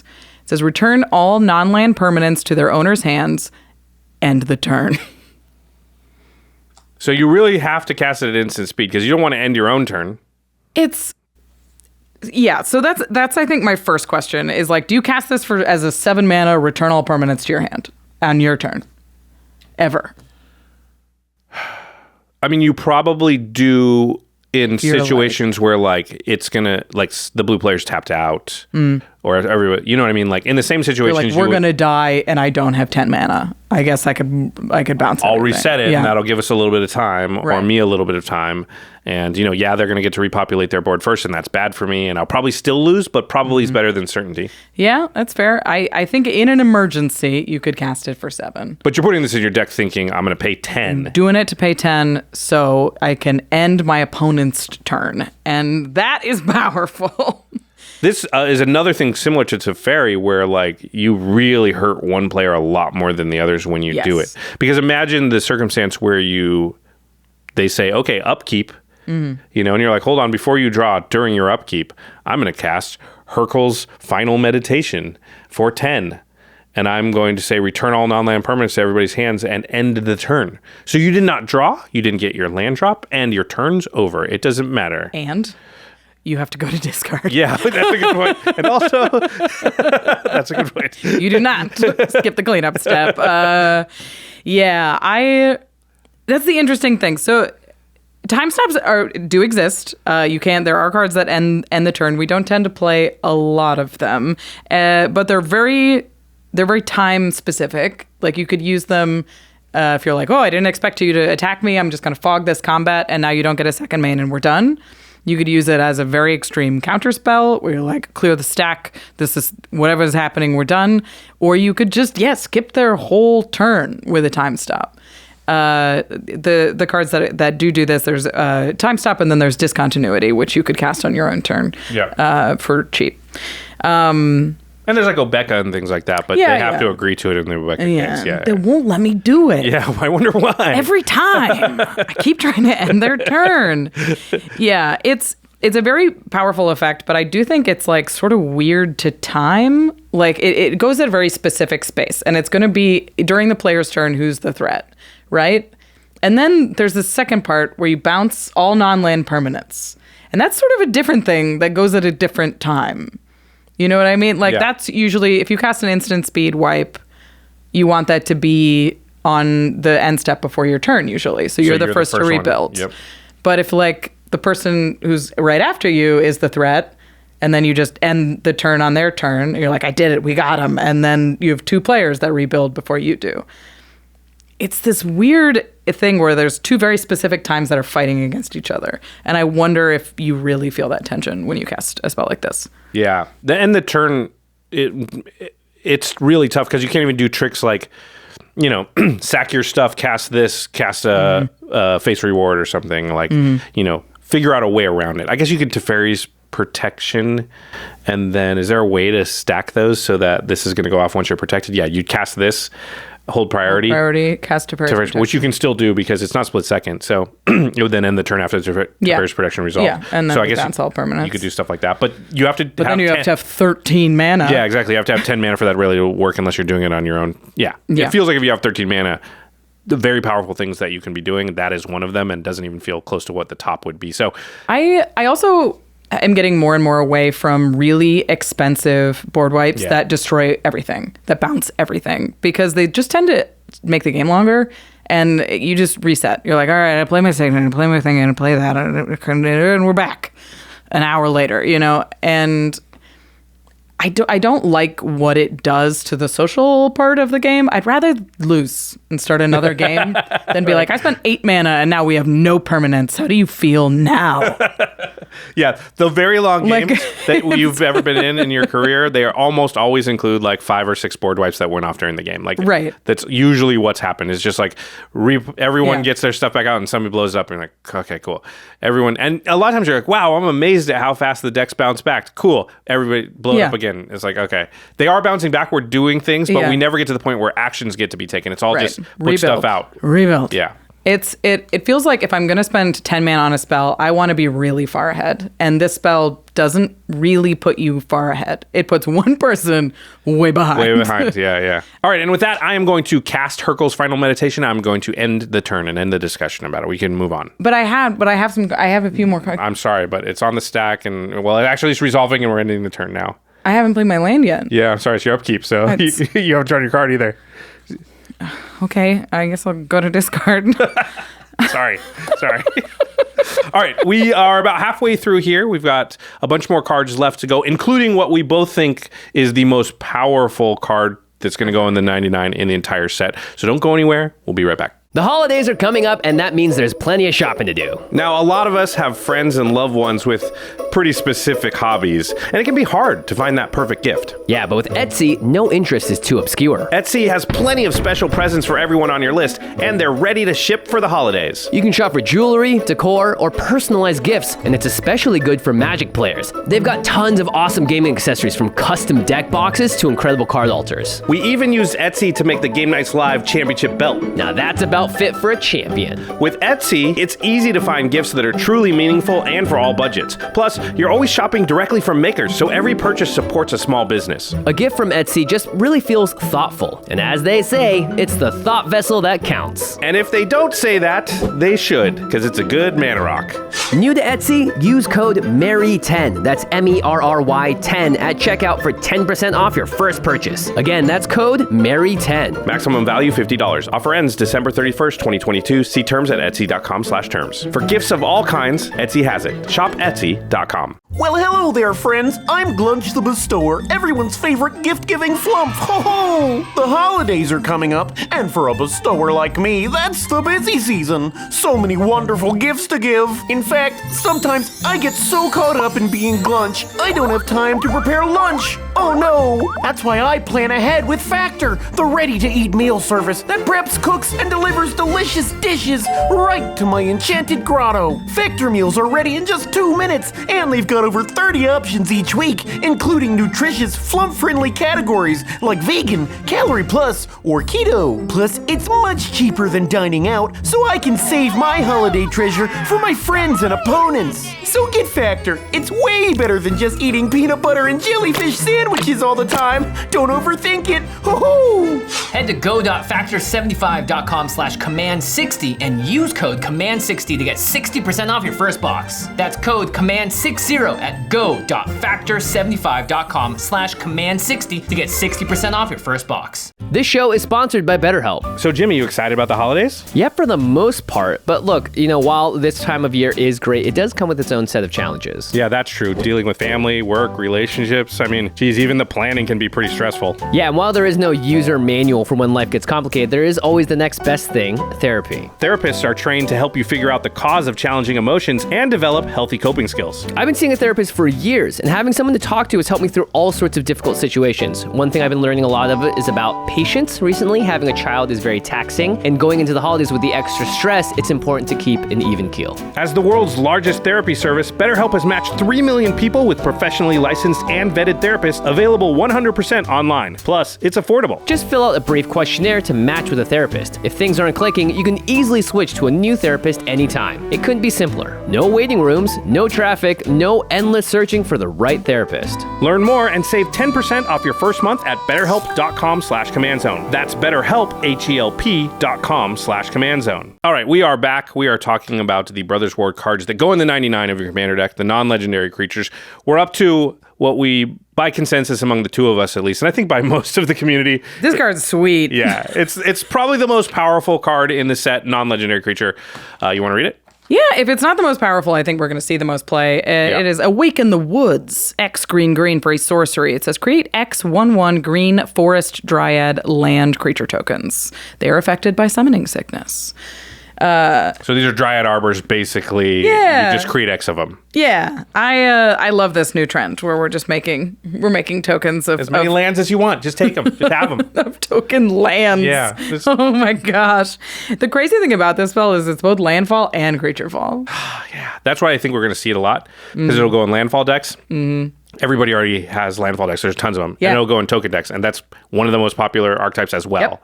So, and that's not a bad rate. Like green X is pretty on rate for just making 1/1 soldier tokens. Yeah, for sure. Yeah. Or making lands. Making lands. Yeah. Are you willing to pay 5 mana to put 3 lands in play? Yes, you are. Yes. I definitely went through it to compare it to like spells that we used previously, and Skyshred Claim is 4 mana for 2 forests, and this is the same 4 mana for 2 forests. It is about on track for all of those lands that see the most play. It is a little underrated for a lot of the spells that we use to make a ton of landfall triggers, like Scape Shift is going to be cheaper than that, and Splendid Reclamation, but those both require more setup and require sacrificing land, so it's a little bit different. And those don't do anything if you just happen to have 20 mana at the time you cast it, right? Like you can't funnel any amount of mana into them. Yeah. Awaken the Woods makes a board state. Yeah. Where it's like there's this issue in lands deck sometimes where you're like, I have all my ramp spells and none of these do anything. Right. And this is a ramp spell. They're just attacking me. They're hitting me. I have like 100 lands and I can't do anything. And these are lands that block. Yeah. And attack. Which And is very still cool. tap for mana. And still tap for mana. Let us not forget. Yeah, I think this is exactly the amount of mana that you want to spend for this, and it's extremely powerful. There are some cool synergies with it that I really liked. One that you mentioned was Intruder Alarm. Oh my god. If you have a haste enabler, because these do have summoning sickness, they're creatures. So you get Anger in your graveyard, you get 1,000-Year Elixir out, something like that. Yeah. So you imagine, you cast this for X is equal, let's just be modest. X is equal to 5, right? Sure. That's not crazy. Nothing. You make 5 tokens that enter the battlefield and trigger Intruder Alarm 5 times. In response to the first trigger, you tap them all. So you're floating 5 mana. Now they all on tap. That's 1 Intruder Alarm trigger gone. So you're going to make 25 mana. So you spent 7 mana and got 25 back with Intruder Alarm. That seems okay. That seems pretty good to me. Yeah. Haste wins Magic games, you guys. You got bitter reunion out when you do it. There you go. One thing I really liked was Felidar Retreat. Oh, yeah. Because it triggers Felidar Retreat, and then you put counters on them. Shoot. So if you do X is 5, if you do X is 5, you have a Felidar Retreat into play. You get 5 triggers on Felidar Retreat. You put 5 triggers on all of them, or you make 5 more cats. I don't know what you're doing. You want 30 power, or do you want 10 more, or 10 spread across 5 more creatures? Yeah, that's pretty sweet. There's some very cool things that you can do with these being both creatures and lands. And I went through the list of commanders that want this thing. Oh my god! And it is like every green commander. It is long. Like obviously landfall decks, right? Like new Tatiova, old Tatiova, new Titania, old Titania. Oh my lord! New Omnath, old Omnath. They all want them. But there's these token commanders that really want this as well. This thing is gross in Reese the Redeemed. Oh my lord, yeah. Because so Reese has 2 abilities. One is pay 3, tap Reese, and get a 1/1. But the other one is pay 6, tap Reese, and for each creature token you control, create a token that's a copy of that creature. So you double the amount of tokens you've got. Yeah. So these tap for the mana to double how many of them you have. Yeah, and Reese already likes haste enablers, especially for You're going to have a 1,000-Year Elixir in that deck. Exactly. Yeah, for sure. Concordant Crossroads or something like that. Yeah. Ooh, that's pretty gross. That is spicy, Very cool. Intruder Alarm with Reese, I mean, I don't know how you do it. You'd have to obviously be in a different deck, but that'd be nuts. Haste is so powerful with these things that I was like, all right, what commanders give them just naturally haste? And the first one was Samit, Voice of Dissent, Samit, which is so good. Disgusting. Oh my lord. And it has a tap effect. It's probably already running untap effects. Yes. And I don't know if you've ever seen Joe Johnson's Samit deck go, but it goes, and it can take advantage of all of those land tokens for sure. Another one that is kind of cute is Fabine Boss's Confidant. It gives creature tokens you control haste, nice. Which is just naturally does that. Just naturally does, and then there's a ton of stuff on top of that. Plus, it's a 6-mana commander, so you know it's going to be a big lands deck anyway. But it says at the beginning of combat on your turn, each player reveals the top card of their library. For each land card revealed this way, you make a citizen creature token.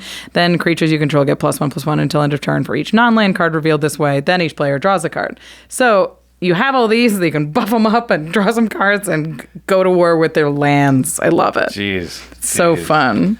Yeah, okay, so this is obviously like an incredibly powerful card. Anything that just sort of creates this amount of mana would be powerful, but the fact that they're also creatures, means that...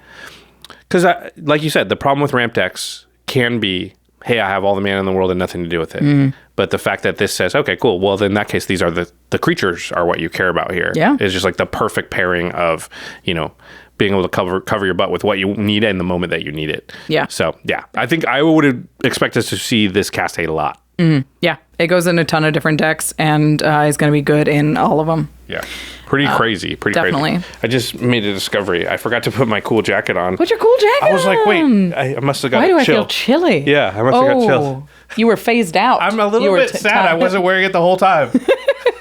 I put it behind the chair cool, though. so that when I come in and sit down to do the podcast, I'll remember to wear it, and that didn't work. So anyway, I'm going to wear it for half the episode. And it's worth it. It's shining.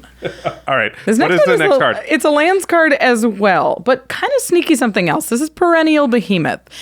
It is a 5-mana, 2/7 artifact creature beast, and it says you may play land cards from your graveyard. Okay. It also has unearth green. Oh. Only green for the unearth. Green for the unearth. So it's a 2/7 for green. That's only 2 mana. If you only get until that turn, you really Only wouldn't. for that you turn, really yeah. want to unearth it. Probably have some things that allow you to play multiple lands, right? For sure. And just be like, cool, unearth it for 2. I can play 3 lands because I've got a Zuza or whatever, Yeah. and get my fetch lands back and do the thing. That makes sense. That's the interesting thing about it is like it's more expensive than Ramunap and Crucible of Worlds. So there is that downside. Yeah. But the unearth flashback, or the unearth, creature flashback makes it very valuable in like specific decks. And it doesn't have as much value as Ancient Green Warden, where it's like for Right. the mana you get more value out of it. But There's I no think 2-mana version of Ancient Green Warden. yeah, but I think in these like graveyard lands decks, which definitely exist, like where like Get Rock sure. Monster Yeah. and Yarok is often played as a lands commander. I think having that unearth where you're like, you know what, all my stuff has been blown up, but I can get some lands back from the graveyard and I'm going to start going again. It just buys you a really cool turn. It also has this kind of cool effect where it basically gives a land in your graveyard like flashback. Yeah. Like in any deck, right? So I have a Self-Mill Sidisi Brood Tyrant deck, and I'm going to put it in there because I run Field of the Dead, which is very powerful in the deck. So you're like, if I mill Field of the Dead and Perennial Behemoth, then I can flash back my Field of the Dead, or I can flash back, a fetch land and get a new land or a Triumph or something like that. Yeah, if you're self-milling, then Yeah. you will naturally mill some amount of lands into the graveyard. And Yeah. if you have some important lands, then this means if this also gets self-milled, it lets you get one of those back. That's pretty powerful. Yeah. And that little combo could go in decks where even Crucible of Worlds wouldn't be the right fit for that deck. Absolutely. Yeah, because you're like, that's not really what I want to do, but do I want the option to do that when this circumstance arises? Yes, I do. I've definitely been playing lands decks where I milled my Crucible of Worlds and I have no way to get it back unless I find the one Eternal Witness and Right. I need this now. And Perennial Behemoth sort of solves that problem in a way that I think is really interesting. I always, because a lot of self-milled decks have black in them, and then I like to have a little Cabal Coffers package in a lot of decks, which is Absolutely. like Expedition Map, Coffers, Urborg, Yeah. and you're in black, so you probably have Demonic Tutor or Vampiric or something like that. And so it's like 4 or 5 cards, and I can get the other piece if I find one. But then when you mill like Coffers into the graveyard, you're like, I guess I'm not doing that this game. Yeah. So or if somebody removes it. yeah, so having the Perennial Behemoth just in your deck as a way, because Coffers will win you a lot of games by just creating Absolutely. enough mana to sort of win. So having a way in your deck that's like, besides Eternal Witness, to get it back is nice. I like Yeah. that. I really like it, and I think it goes in more than just lands decks, which is interesting. I'm not sure how many of these you run in a deck. I don't think you run 4 effects. You don't run Green Warden, all Ramunap, like in a Crucible, lands yeah. deck. I don't think you run all 4. I think you many. run 2, maybe 3, depending on what your deck wants. But It's really interesting that you say, like, I think this one actually goes in the decks where Crucible maybe doesn't. Yeah. Like, it's more of a one-off in the deck where I'm not really trying to get my lands back as a main strategy. It's just a thing I would like to have access to be able to do. yeah, I love it in self-mill decks, like the Sidisi deck, like the Mimeoplasm. I think this is great. You can get back any land, but get your colors. I also kind of like it in the Beantown Bullies, which does a lot of self-milling as well, because he's a good blocker. Because he's a good blocker. He's a good blocker, and they want to kill you if you're playing that. All right, let's talk about the next one, which is Sarinth Steel Seeker. 1 and a green for a 1/2 human artificer scout. Whenever an artifact enters the battlefield under your control, look at the top card of your library. If it's a land card, you may reveal it and put it into your hand. If you don't put the card into your hand, you may put it into your graveyard. Whenever an artifact, not a non-token artifact, Artifact. So it's artifact, fall, explore-ish. Explorers look at the top and put a land into your hand if it's a land, or put it into the graveyard. Then there's a counter thing, but this doesn't have the counter thing. Yeah, but graveyard is being able to put something in the graveyard almost always better than just not being able to do that. Yeah. There's so much card selection in this. And just straight up card advantage, right? It's going to draw you those lands. It's going to draw you lands. Yeah. I think this card is amazing, and I think it's really right on trend for what the kind of decks that Commander players love to play right now, which is these decks that have like little trinkety artifacts that just come into the battlefield and sort of sit there, and they're there to be stuff. Right. The decks that are basically like, I don't care what the artifacts are, I just want a lot of them. Yeah, like just like tchotchkes, we're collecting them on the shelves. And they don't like, we're not sacrificing these clues. We should call these hoarder decks, I suppose. Yeah. No, but they're not. They are going to throw them out, so they're not hoarders. Tchotchkes is better. Yeah. Because they're going to sack them to stuff and do things. And take advantage of the ETBs, and they're very popular right now. They're the decks that run like Academy Manufactor and Reckless Fireweaver, Marionette Master. When artifacts go to the graveyard, you drain people. Yeah, if you have those cards in your deck already, and it has green, then I would look at Sarinth Steel Seeker because your deck's already set up to take advantage of it. Yeah. I mean, obviously good with Dockside and things like that. For sure. I'm very surprised they didn't say non-token or one or more.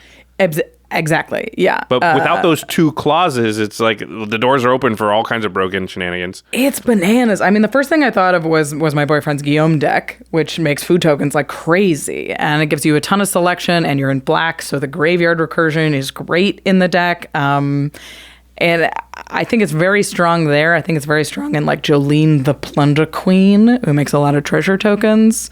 And you're not in blue, so you can use that card advantage and selection to your advantage. There's a lot of decks like this that are just like, I just want to make a ton of stuff. There's a new commander that just makes bananas. Yeah, oh yeah, it's very cute. And they even created like that new card that makes scrap, which is just them acknowledging the fact that some decks just don't even care. Just an artifact that is a square piece of cardboard on the battlefield is what you want, because the scrap does literally nothing. Yeah. So yeah, I think they've been giving more and more tools to these decks over the years. And we've already gotten well past critical mass of like, there's a million ways to make Reckless Fireweaver good, and this is just another sort of payoff for that kind of that skeleton or that plan. Yeah, and at 2 mana as well, which is very impressive. All right, let's move on to the next one here, which is Great Desert Prospector. Do you want to read it? Yeah, this is a new white card. We're into the white section. It is 4 and a white for a human artificer. It is a 3/2. Whenever Great Desert Prospector enters the battlefield, create a tapped Power Stone token for each other creature you control. Create a Power Stone for each creature you control. Other. Yep. Doesn't say non-token. So if this is the only thing, you won't make one. Yeah, you need a buddy on here, which is good because you're going to want to blink this thing over and over and over again. And there's a lot of cool ways to do that. It's going to have the ability to do insane things like make 10 Power Stones. Yes. Right? Like if you just have a lot of creatures out. What are you going to do with the Power Stones is a question I think we maybe will ask at some point here. But yeah, it feels like the Power Stones can pay for activated abilities, and there are activated abilities that will blink. Yeah. And so that creates this loop where blink the Great Desert Prospector comes back, makes even more Power Stones. Untap them all. And you can probably blink them even more, and this is going to be a snowball that rolls downhill pretty quickly. There's definitely combo potential here, and they tried to stop it by making the Power Stones enter tapped, right. Which is fair, but there are certainly ways to take advantage of this many artifacts entering the battlefield, namely Amulet of Vigor. Anytime all of these come into play tapped, they're untapped. So I think the primary candidates that I saw for a combo are with MEL, the Blessed. It's the unicorn that you can pay 3 to blink something. Or similarly, Eldrazi Displacer, which you can pay 3 colorless and blink something. So any 2 creatures with MEL or Eldrazi Displacer and Amulet of Vigor makes you infinite creature ETBs, infinite artifact ETBs, and Power Stones. If you have 3 creatures, you have infinite colorless Power Stone mana. Now, what can you do with infinite colorless Power Stone mana? If you're already blinking things, all you need is like blink one other something thing, else. right? Yeah, what else you got? I got a Mull Drifter. Okay, cool. That'll do it. Cool, yeah, You're good. It's well, first I'll blink Solemn, and I'll search all the lands out of my deck. Yeah. Then I'll blink. I got into 6 Slime. Okay, that'll do it. All right, we're done. Okay, cool. You got it. Yeah. The other thing, if you don't want to go the Amulet of Vigor route, Kirk Clan Ironworks just sacks these things. They're just like, guess what? I'll make 3, sack 2 of them to Eldrazi Displacer, blink the thing again, make 3, sack 2 of them, and we can see how the math works there. I don't care if they're tapped. Yeah. Tapped artifacts sack just fine for KCI. Also a tchotchke deck type of thing Definitely. That's going on. It makes stuff. Yeah. It makes a lot of permanence, which is fun in Commander. You want to have a lot of things. I'm liking a lot of things. A lot of accounting, but you know. Yeah, for sure. Yeah. I definitely think this goes in decks. Obviously, it goes in an MEL deck, which has a lot of combo potential as well. It's great in Zerta the Dawnwaker, which is going to have a lot of activated abilities to take advantage of those Power Stones. And I really like it in Osgir the Reconstructor as well, because he's got activated abilities on him. He can sacrifice those for value, and you can use them to get back bigger and bigger artifacts. Osgir a lot. Yeah. All right, I wanted to pause here real quick and just ask a question, which are like, how good are Power Stones? Because we've seen it on only a couple of cards so far. Yeah.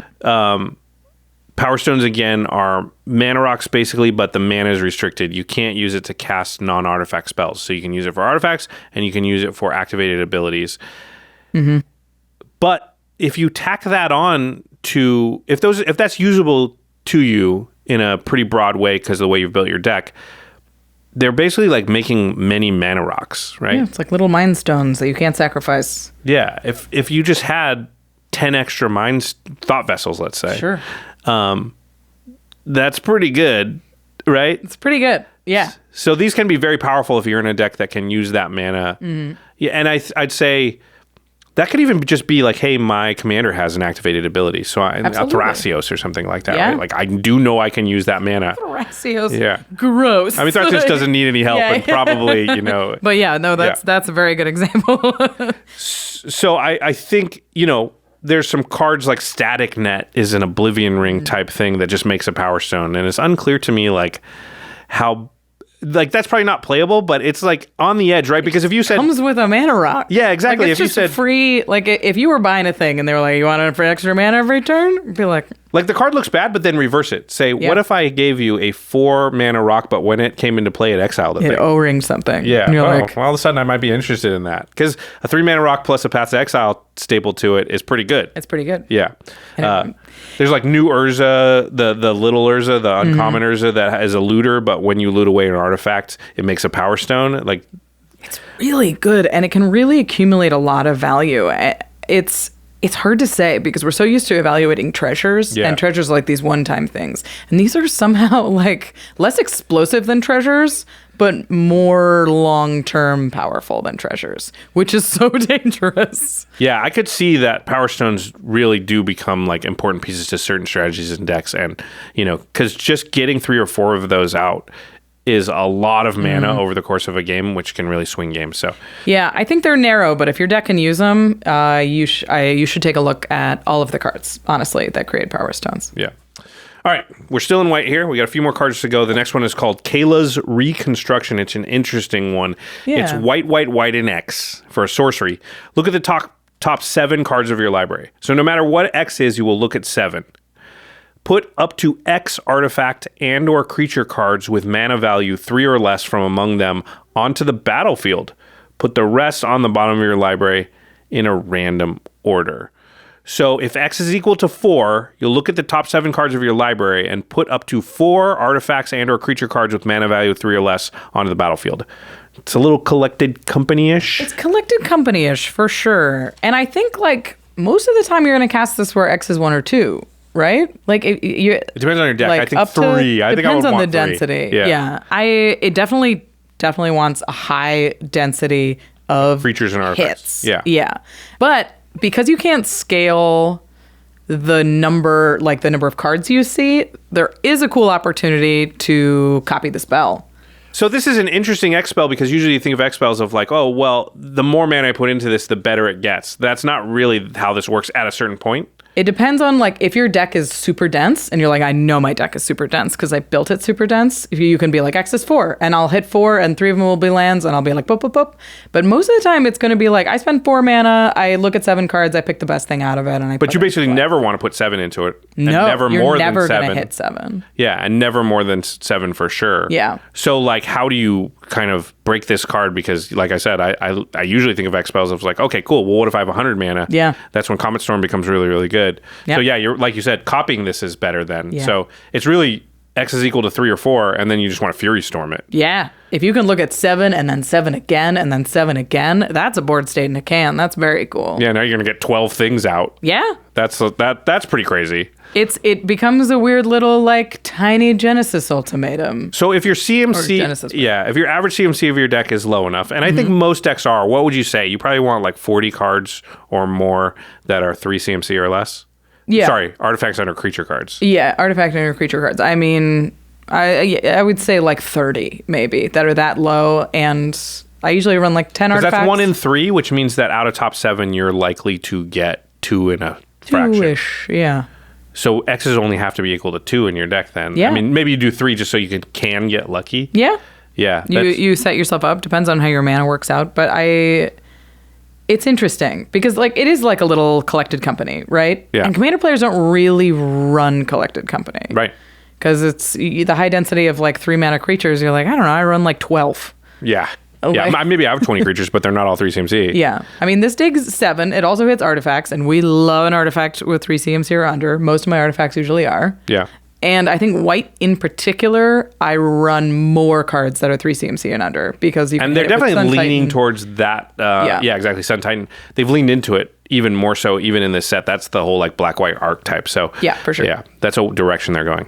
Yeah. So I think it's better than Collected Company because it hits artifacts as well. It is, but you are likely to pay 6 mana for X is equal 3 or 7 mana for X is equal 4 and get about 6 or 7 mana worth of stuff. Yeah. Now, it'll be spread over multiple cards, and that's good, but You'll get some selection, ideally. yeah, feels hard to break. I think you really do want to have Reiterate or Fury Storm or something in your deck before I'm really thinking about playing this. It is very fair. Yeah. As white always should be. All right, let's go to the next card here, which is a very interesting one. Yeah, this is breakable.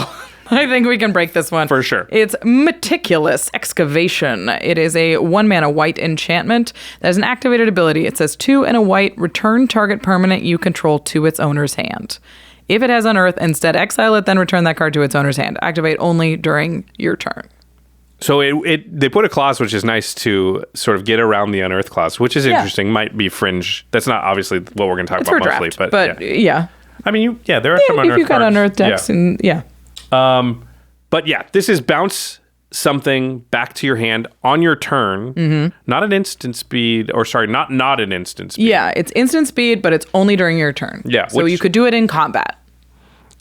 I mean, and it's reusable, right? There's no yeah, of tap course. effect or anything on here. You got 3 mana, you do it. You got 3 more mana left, you can do it again. Yeah, no tap.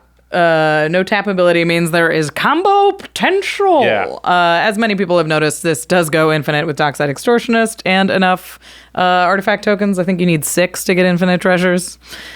It's not all that hard. Yeah, that's very easy. Not all that hard. Congratulations, Dockside. You did it. You broke Dockside. Dockside was totally fair until this moment, but Meticulous Excavation made it broken, yeah. Yeah, it also goes infinite with other famously broken cards, Peregrine Drake, Valengron, all of if you have infinite mana, you can dump it into this and blink. It's even better than Blink when you have infinite mana. It's recast. Yeah, I mean, sometimes Yeah. cast is better than Yeah. Blink, but think of like Ulamog or something where Yeah. like you can't Blink Ulamog, you won't get the... Yeah, you want to get his cast trigger. Yeah, this will give you cast triggers on things. Very cool. It reminds me of Temur Sabertooth, which is a very powerful card and For a sure, classic yeah. combo-y card, combos with Dockside, of course. And this will do the same things with the same cards that Temur Sabertooth will do for the most part, right? Yeah. Once again, great infinite mana.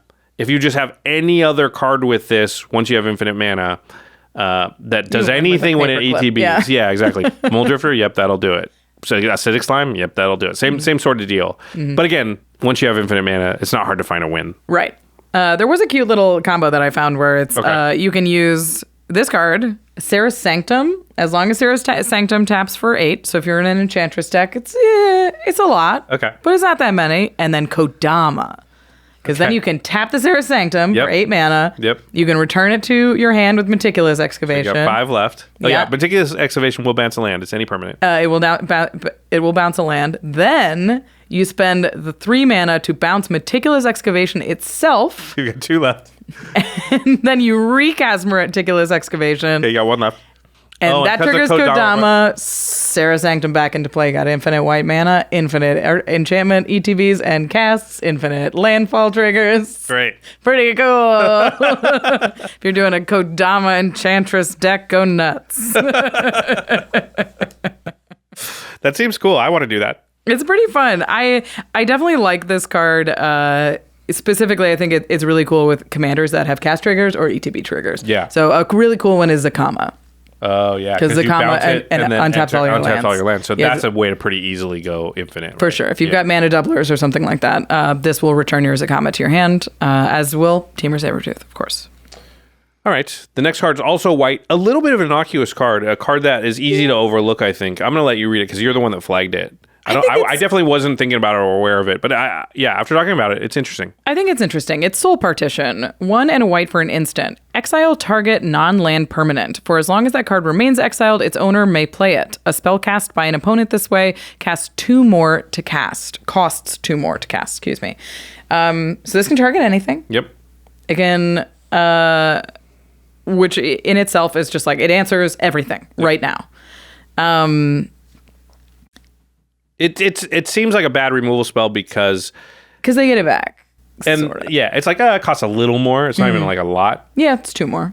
So you go, get rid of that. Then you go, cool, I'll pay the 2 extra and now it's back. Exactly. And you didn't solve the problem. It didn't solve the problem. But I love that you can use it on your own stuff, to blank a removal spell, to like reuse an ETB or a cast trigger. It reminds me sort of like Boomerang, which doesn't see a ton of play in Commander, but Boomerang is a tidy little spell where it's like, something is attacking me, it is huge, and I can answer it. Or that thing is going off right now, they were doing a Bolus to Citadel, like combo loop, whatever. I can answer the Bolus to Citadel.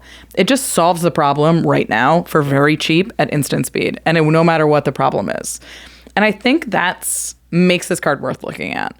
Because most of the time in Commander, like one turn around, you're like, if they cast it next turn, they're dead next turn. I think it was the last episode that I did where I said that I think bounce is like one of the more underrated things in the format, because people tend to look at it and think like, this is not good. It doesn't remove the thing because they can recast it. And like you said, I'm of the same opinion that a rotation of the table after turn 5 in Commander is a huge amount of time, and so much happens that like often the thing you were scared of can't even be cast because something else has to be answered, or things have changed to the point where like they need to make a different play. And so, yes, you're worried they'll just recast it. And sometimes that does happen, but you saved yourself usually maybe from losing the game or being in a position where you just couldn't win anymore.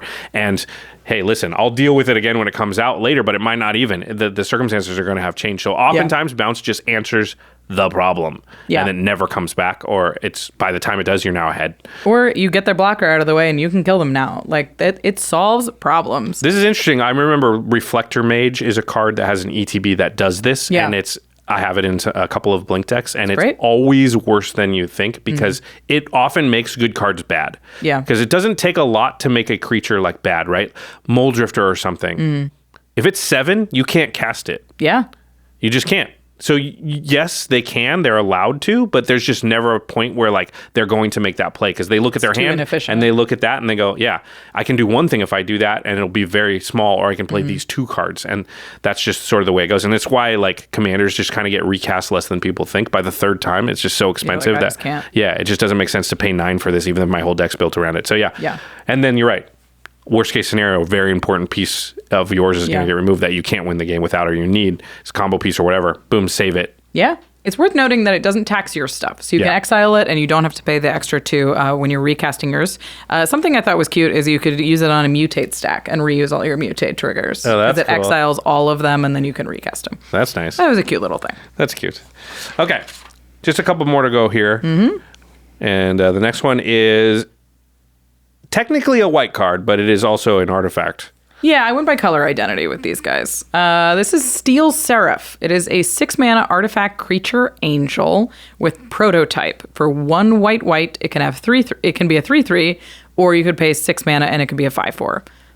It has, regardless of what size. Everybody got that. Don't worry. Yeah. You guys, you're following along at home. Okay. Regardless of what size it has flying, and it says at the beginning of combat on your turn, target creature you control gains your choice of flying, vigilance, or lifelink until end of turn. So it's really a 3-mana 3/3 flyer that has that ability, right? Like it's not worth it to pay 6 just for 2 power and 1 toughness. 2 power and 1 toughness. Most of the time you're just like, I'm here for this ability. Yeah. And it's a good ability. Those are some serious keywords, like vigilance, lifelink, and flying. Buys you it like a strong offense. It also gets you a strong defense. So no matter what position you're in, it really does help out. It also it can target itself, or it can target another creature that can attack this turn. Yeah, I was just looking. Can it target itself? Yes, it can. Sure can. Yeah, which is quite good. I wanted to note here that this is one of the few ways that you can give something lifelink for free. usually lifelink has a cost. Like you have to pay 1 and a white with a Heliod Sun Crowned, or you have to pay like one black white on a Viscopa Guild Mage or something like that. Like, or you have to equip it with some sort of enchantment. Lifelink they're very careful with it. So the fact that this is free is worth noting, especially if your deck is like interested in lifelink specifically. Yeah, it seems like a good little efficient creature. I think a 3/3 flyer that has this ability feels like it's above rate, and it's going to do a lot of work for you. Yeah. Yeah. I almost would compare it to like a Baleful Strix or something, where it's like going to be tough to get around, tough to block, give you some upside. Sort of annoying to block. Else. Yeah, to remove.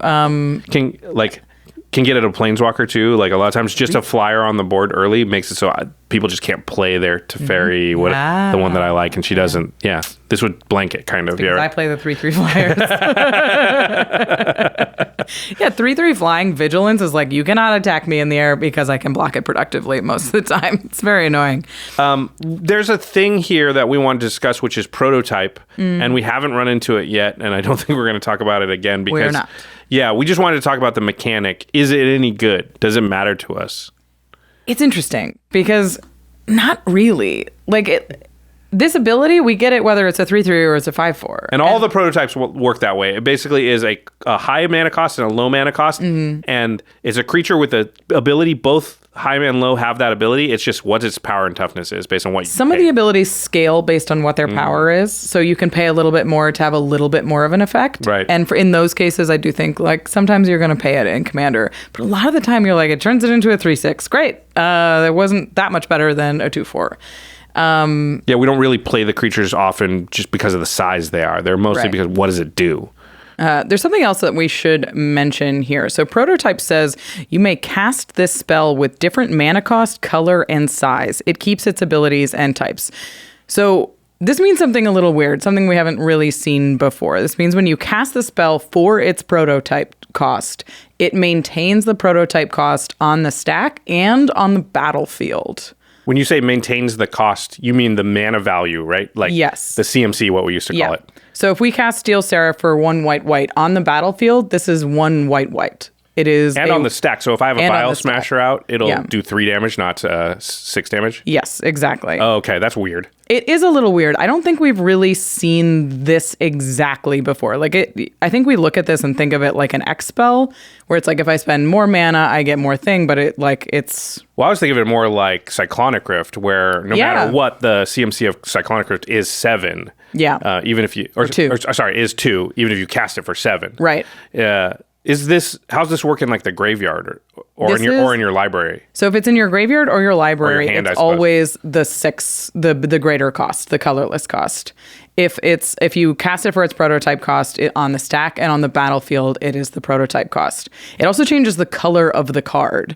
So it's a colorless card if you cast it for its full cost, but it's a white card if you cast it for its prototype cost.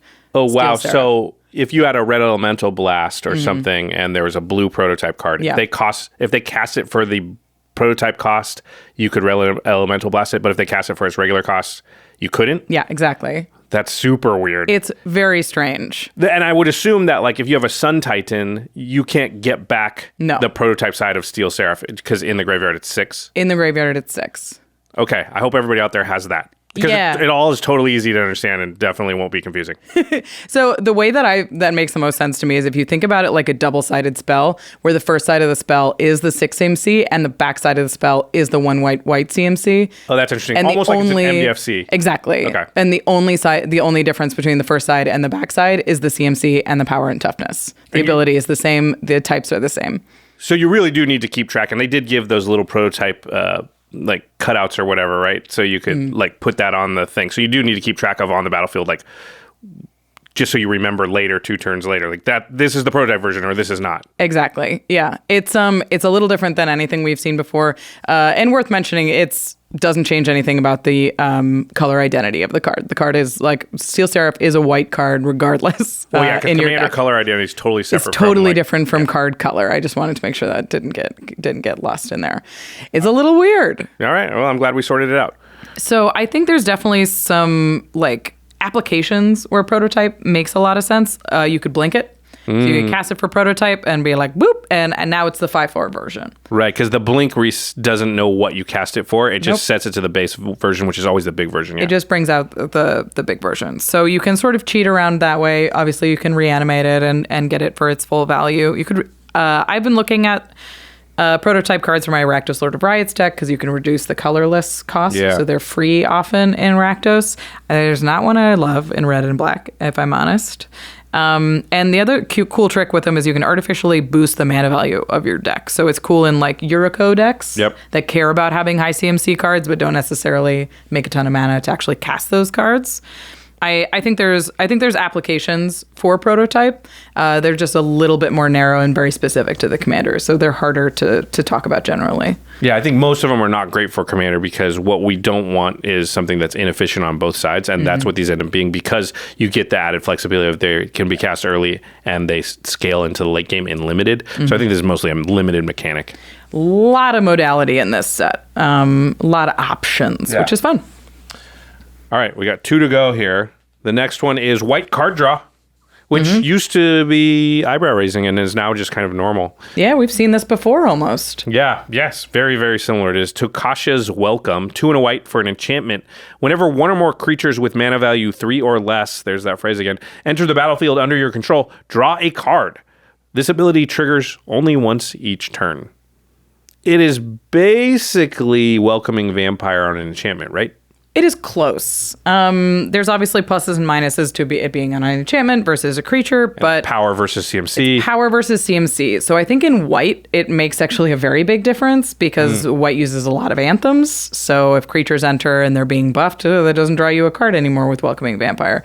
And also angel tokens don't trigger Welcoming Vampire. Oh, interesting. So if you make an angel token with Takasha's Welcome, CMC. you do draw a card. The 0 CMC versus the 4/4 power. This card's great. I think we'll see a lot of it.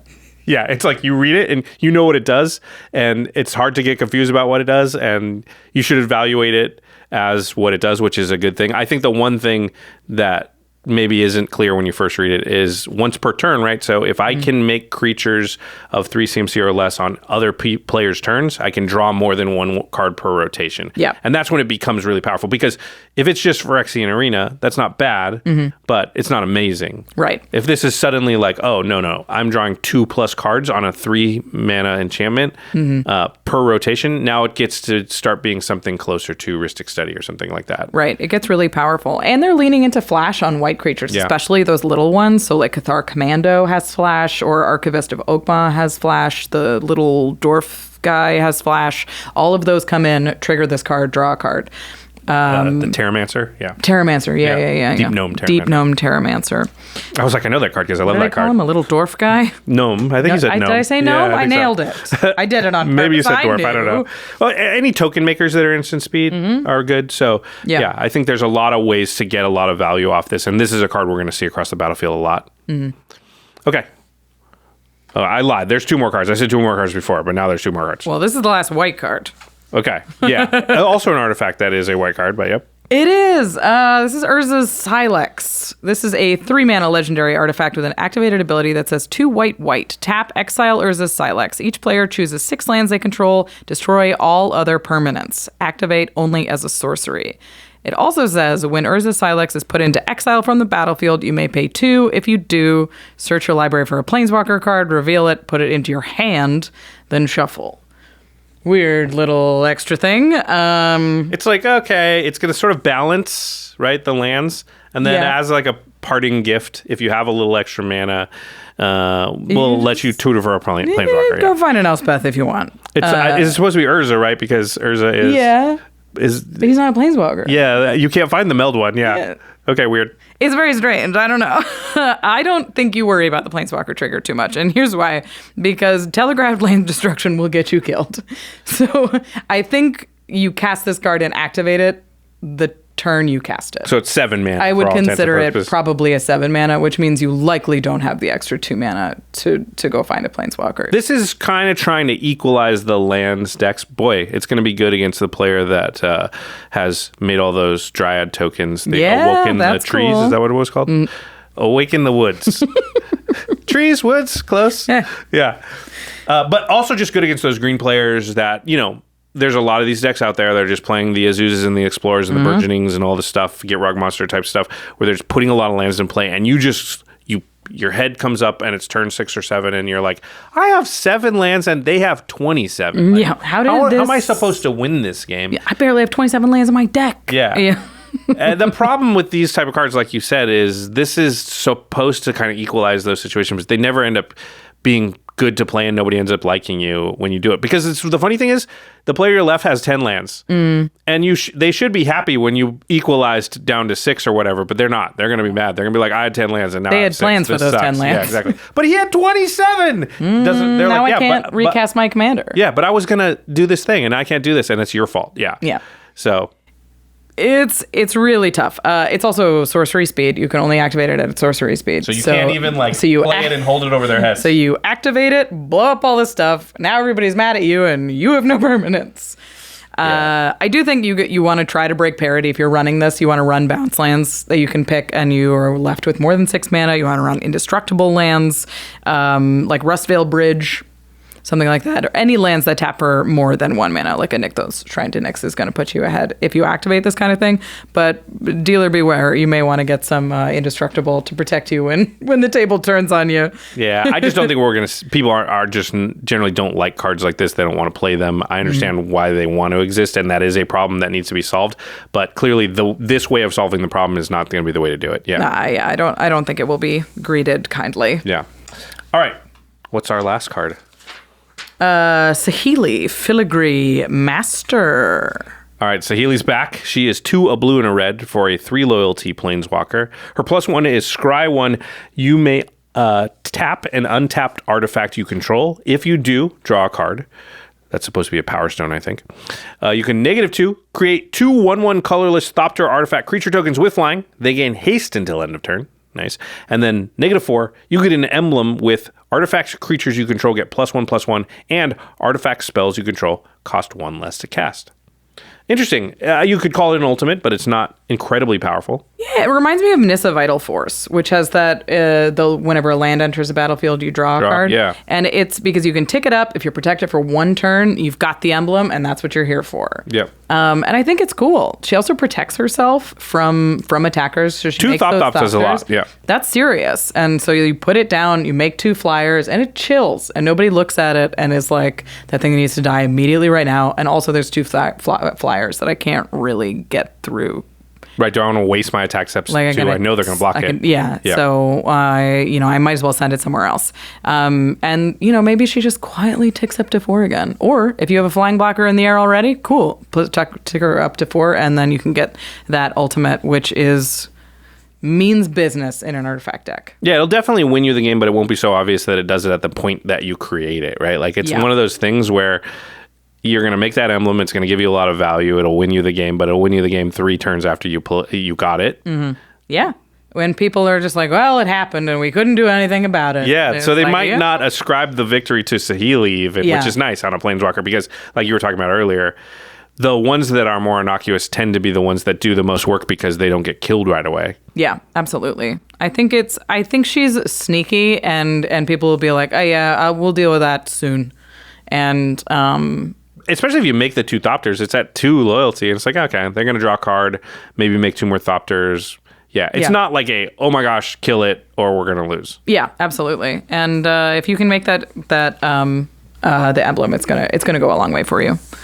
Boy, my countdown is way off because I was a whole page off of. Yes. So I was like, we have 2 left. We have 1 left. I was wondering, but we can skip some. She's for like, sure. It's your show, Josh. I guess it's not. It's your show now too. So, yep, we've got a few more cards to go. I was just miscounting this whole time. The next one is Sarinth, Great Worm. Yeah. I missed a word on this card, or it's missing a word, and it's way crazier than I thought. It's 4 a red and a green for a 7/6 worm with trample. Whenever a land enters the battlefield, create a tapped Power Stone token. A land, not under your control. If your opponents have a land enter the battlefield, then you get a Power Stone. If they fetch land, you get 2 Power Stones. If they cast Awaken the Woods, you get 12 Power Stones. Yeah. They're tapped, the Power Stones, but still. Yeah. So this is very likely to give you 4 Power Stones per rotation of the table, right away. Possibly more. Yeah, if you can get this down and crack a fetch, you're up 2 already.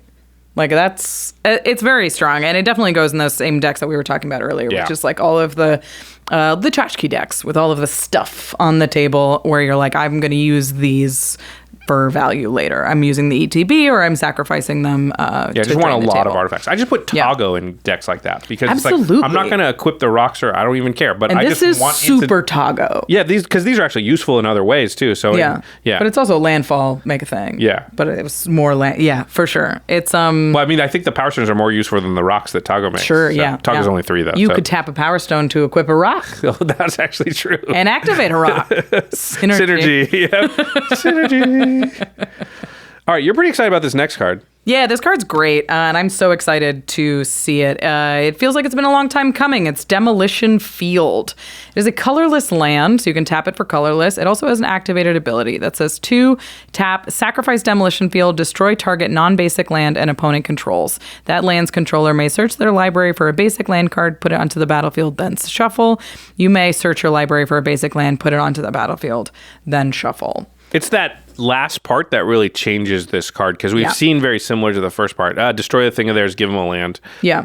Oh, you get a land. Yeah. Because usually those all suck because you're like, you're down a land. Actually, you're not down land. I'm down the land that I used to get rid of your land. Right. Yeah, you know, I got rid of something important probably, but still it feels bad. This is like, no, this and their best land both just become basic land. They're gone and become basic lands. Yeah. So you still get that landfall trigger. It's been compared a lot to Field of Ruin, but there's a lot of lands like this. And I wanted to see what exactly that spread looks like with as much data as we can get. So I went on EDH Rec, and it looks like about 80,000 decks on EDH Rec are playing Strip Mine. Yep, makes which sense. It is makes clearly sense. the best one. It's the best one. It's free to activate. It can blow up any land. They learned after they made that one, well, that's too good. Yikes. And then they made Wasteland. And Wasteland is also in a lot of decks. It's in 35,000 decks on EDH Rec. Way less, but probably because it's so expensive. It's so expensive. And it's like, if you're going to spend that much money, get a Strip Mine. Right. The next one has the second most amount. It's Ghost Quarter. It's 75,000 decks on EDH Rec. And that's the one where it's free to activate, but you replace their land and it leaves you behind a land. I usually run Ghost Quarter, typically, in most of my decks. Yep. It's been compared most to Field of Ruin, which is in 60,000 decks on EDH Can't believe it's Rec. that high. Field of Ruin is very similar. It taps for colorless, it's 2 to sack, it destroys their thing and replaces your land and their land, and also gives lands to whatever players happen to be hanging around also. Yep. I do not like Field of Ruin in Commander under any circumstances. I do not think ramping 2 players for free is a good plan. But I've had this conversation with many people, and they're like, there are upsides to Field of Ruin versus Demolition Field. Field of Ruin forces the shuffle, so somebody tutors and puts something on top of their deck. It forces a shuffle. Okay. And there's an argument that it could curry favor from the 2 people you just gave free lands to. Sure. I don't know if I believe that.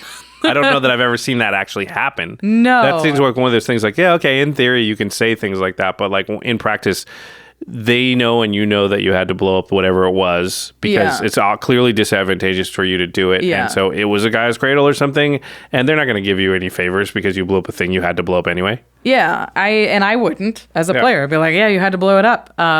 Sorry, thanks for the land. So I think I'm hoping that Demolition Field just goes and replaces those 60,000 Field of Ruins. All of them? All of Wow. them. That's ambitious. And maybe some of those Ghost Quarters as well. I'm looking at it in my decks for maybe it's a little better than Ghost Quarter in some situations. Yeah, that's the question for me. Strip Mine basically goes in every single deck. I believe I want one of that effect in almost everything I've got. I don't have one in every deck because I don't have 25 of them, but you know. And then Ghost Quarter is the one I play the second most. Yeah. The moral of the story is Ghost Quarter is the slot that I would be looking to upgrade, and I think it is possible that Demolition Field is better than Ghost Quarter. It doesn't leave you behind. Yeah. It's just that 2 mana that you spent to tap. That's like the only downside. Not bad though, really, because No. these other, all of them, Ghost Quarter especially, leaves you down a land. A land, yeah. Yeah. Even Strip Mine yeah. leaves you down a land to the other 2 players. Right. Right? You're even with the player that you removed the thing from. Right, which is roughly the same as Field of Ruin, actually. It replaces the 2 and leaves you down these 2. Yeah, but it doesn't cost any mana. But it doesn't cost any mana. It hits yeah, anything. and it hits anything. Blah, blah, blah. There's Field of Ruin is not. Yeah. But But Demolition Field, I think I'm looking when only in the decks that want 2 of this effect, and not all my decks do. I think probably it's going to replace Ghost Quarter for me in most of them. I think. Yeah, I mean, especially in decks that want that second landfall trigger, it's almost a weird little fetch. Yeah. And it doesn't make you hesitate to crack it as much. I see so many people who have a Ghost Quarter that's just sitting at their table. And they're staring at a Nykthos, and you're like, use it. Why is it in your deck Use if it. you don't? Yeah. It's right there. Why Go. is it in your deck if you don't? If you're not going to do it? But maybe if it replaces itself, people are going to be more like, all right, it won't put me down a land. I'm fine. But I think Demolition Field goes in. It's a colorless card, so it's likely to be the most common card from the whole set that we see in Commander. For sure, yeah. If you haven't picked some up, pick some up. If you're not running effects like this in your deck, please do. Yeah, it helps everybody because the person that plays the guy's Cradle or whatever, I might not have drawn my strip mine. This is a big one. Yeah, this next one is big and splashy and scary. It is scary. And I had it in a limited deck once and it was amazing. Okay, here we go. It's Portal to Phyrexia. It's 9 mana for an artifact. When Portal to Phyrexia enters the battlefield, each opponent sacrifices 3 creatures. 3! And then at the beginning of your upkeep, put target creature card from a graveyard onto the battlefield under your control. It's a Phyrexian in addition to its other types. It's 3. Let me tell you, it was unbeatable and limited. Every time I cast it, I won the game. And it's just opponents. You don't have to sacrifice anything. Yeah. You paid 9 mana for this. 9 mana is a lot, I gotta say. But 3 creatures from everybody will wipe most boards. It's 1 mana per creature. Yeah. And then it slowly gives you those creatures or other creatures back. Yeah. Over time. I mean, that's slow. That's you've got 9 mana, so you're near the end of the game. But this is Commander. We don't pay mana for things. Let's weld this guy. Yeah, if you get it out for free early, oh boy. Yeah, I think this is a natural fit for some decks we were talking about before. It's Duretti Scrap Savant. You sacrifice a treasure token, get this thing into play. Or Goblin Welder will do the trick real early and will keep this thing being recurred every other turn. This card can be backbreaking, and it's definitely something that you should think about if it's appropriate for your meta, if that's something that you enjoy and your friends enjoy doing, because that sounds like trouble to me. Yeah, she's talking night. about you sack it, you recur it. Yeah. You sack it, you recur it. And what you basically say to the table is, you will not keep any creatures on the battlefield for this game. Until I figure out how to kill you. Yeah, and I'm going to kill you, and it's going to take a while because I'm probably going to reanimate your creature. Spend most of my mana recurring this thing and keeping you in place, and then slowly build up an army of the creatures I'm recurring from you. People stop playing creatures so that you can get out from under effects like this, and the other side of the card is slow. Yeah. So it's not as brutal as some things like Stasis and things like that, but it is not super fun. Yeah, I once had a Child of Alara deck, and its whole goal is to get Marchesa out, get a 1/1 counter on it, and just basically Child of Alara, every end step. Yeah. Yeah. I learned that was not fun. Yeah, how often did they let you play it? It did its thing maybe twice, and I was just like, oh, okay, nope, I'm not playing that deck anymore. I took it apart. My friends keep sighing. Why is everyone sighing? Even for me, I was like, this is boring. Yeah. I played against a board wipe tribal deck that they were like, I win with Approach of the Second Sun. Like, sweet. Great. Okay.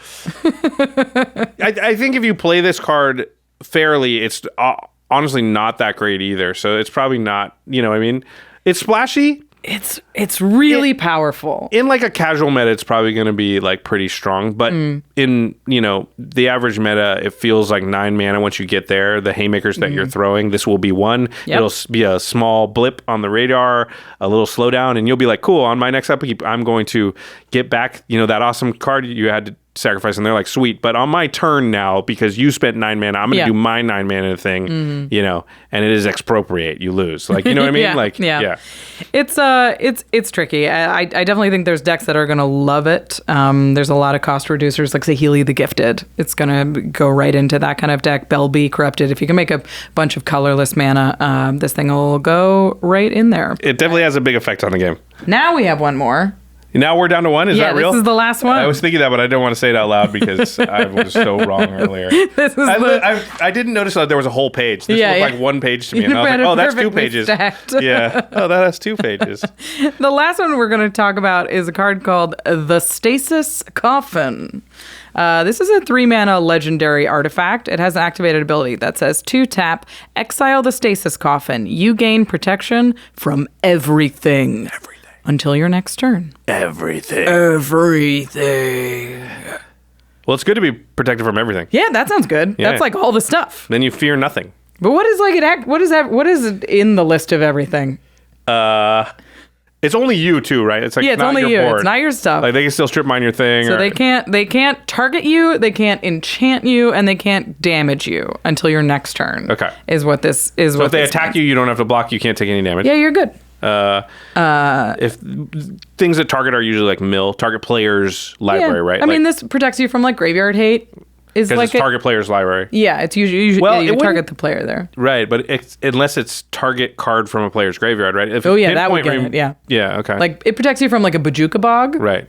So you could activate it in response to something like that. But if somebody says like activates the desert and exiles all graveyards, there it goes.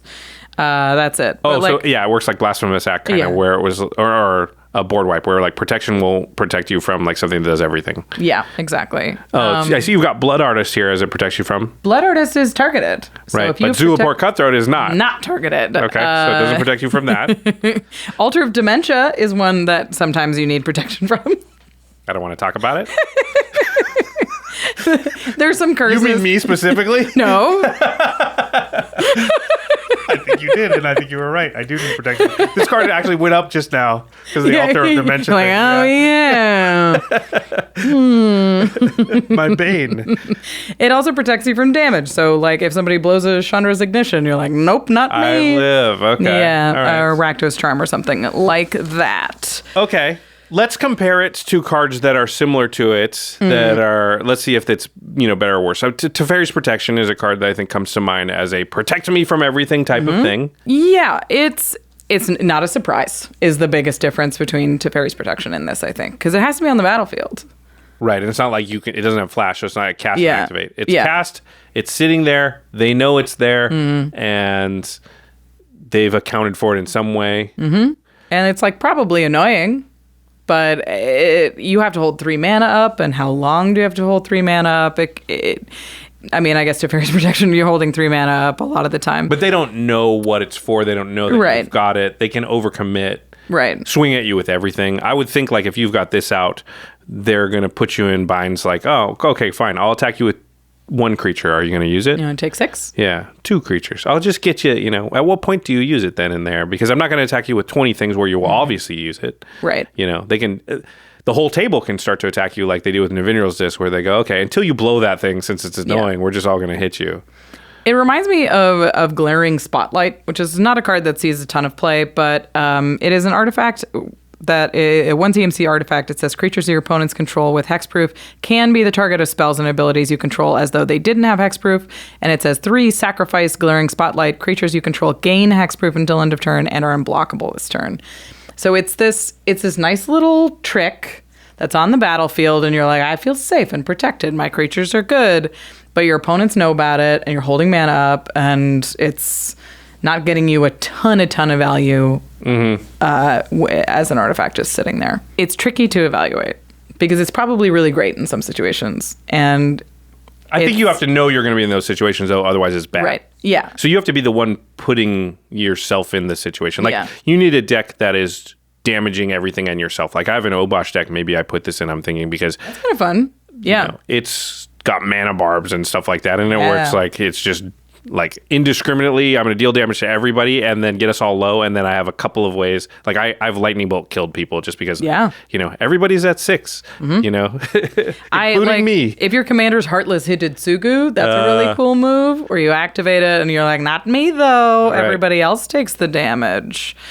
Is that worth a card, though? It feels like there's got to be some sort of circle of protection that's like exiles, recurable. it exiles, so it's gone, which is a little tricky. I like it in decks that can give it flash. Okay. The problem is the decks that can give it flash also have white, hypothetically. So you could already get the protection From Teferi's Protection. and other things, So like Wrath, Capuchin, Ship's Mage can give historic spells flash, and then you do have the surprise element to it. It's a lot of mana at that point, though, right? 5. Yeah. Yeah. You like get protection spells get worse the more mana they are because you just can't hold it open and you don't always know when you're going to need it. I wonder if it functions as a rattlesnake though. If you're like, I'm not gonna damage you because I know you can protect it. Like I'm not gonna alpha strike you. I'll take out these 2 players first. So like, does it buy you time? Yeah, so let's explain rattlesnake because it's not a term that we've used a lot on our podcast, but it's basically like something that the fact that it's seen is the reason that you avoid it. Mm-hmm. The rattle on the rattlesnake is meant to scare things away. The rattlesnake doesn't really want to bite you. It just wants... That's why it makes a loud noise. Back off. Like, back off and leave me alone. Yeah. And so, I do have fangs and I will bite you, but I'd rather that you just get the hell out of here. Yeah. And that's, where I think the saying comes from. So you're saying just by having it on the battlefield, maybe it disincentivizes my opponents from taking action against me. Yeah. If you have a big action, you have to account for it. Yeah. Yeah. It's interesting. It could stop big game-winning plays in a bad way, though. Like, Teferi's Protection has this thing where, like, they go to kill everybody. Right. But you live. Right, yeah. If they see this, they don't go to kill everybody. Mm-hmm. They go, okay, I got to find a remove an artifact spell before I do this. Right, yeah. So you don't get that upside of, like, sweet, I didn't have to get rid of the other 2 players. I just survived that one big tsunami, and now, boom, knock you out. Yeah. Well, you're tired. Yeah, it's there's definitely downsides to it. I'm curious to see how people play it. I think some people will try. I wonder if it's too narrow. I think it's more narrow than people expect it to be. Mm-hmm. It's kind of interesting against targeted graveyard removal though, with upside. Right. Yeah. It has to be targeted all your graveyard though. Yeah. A lot of graveyard removal is just like when things go there, they don't go there, or it's like pick a card, remove that, or it's all of the graveyards, right? Yeah. So the amount of graveyard removal it even stops is, like a third of it? Yeah, like Soul Guide Lanterns and that kind of thing. Yeah, it's hard to say. All right. Well, that is the last card for real. Yep. Yeah, this is actually the last card we're going to talk about in the 99 from Brothers War. Before we go, Rachel, we have this tradition where we like to sort of look at 2 different categories. Mm-hmm. One is what is our favorite card that goes in the 99 from the Brothers War? So basically our favorite card that we talked about in this episode. Do you want to go first? Yeah, honorable mention to Demolition Field. I think that card's sweet. I'm glad they printed it. But I'm excited about Bitter Reunion, the little red artifact or enchantment. It is cool. It's small. It's red. It's got a good efficiency. I think that's going to see a lot of play. Yeah. I wasn't sold on it, but you sold me on it. It's cool. Yeah. I think it's cool. Mine is Meticulous Excavation. Yeah, that's a good answer. Because I just like spinning my wheels, and that seems like that's going to set me up to spin my wheels pretty good. That's a good one. What do you think is the most powerful card in the 99 from the Brothers War? I think we're going to be in agreement. Ooh, I think Awaken the Woods is going to do some gross stuff. Awaken the trees, you mean? Yeah, Awaken the forest? The dryads? Yeah, I don't know. Awaken the Woods, I agree, is probably the most powerful card and the one we're going to see a ton. Like it's going to do a lot of gross things, and you'll be on both the sending and receiving end of that probably a lot. You've got to be aware of this guy. There's going to be a lot of times where they're like Awaken the Woods for 15 and you're just like that's game.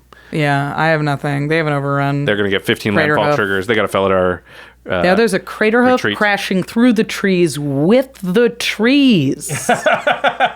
The trees are crashing through the trees with the crater hoof. With the crater hoof. It's pretty sweet. All right, to the listeners, what do you think about the Brothers War as a set? Are you excited about it? What new cards that go in the 99 are going to slot perfectly into the decks that you already have? Are there any cards from the set that you think are going to be like staples in the format that we did not talk about? Mm-hmm. Please let us know in the comments on Twitter. You can send us an email. You can tell us on Discord if you're a Patreon, all that good stuff. And then, of course, if you want to get your hands on any of these cool cards from the Brothers War, go to cardkingdom.com/command. That's our affiliate link. Card Kingdom is the best place to go to buy your Magic products, singles, anything at all. They have tons of sealed product and a huge inventory of singles.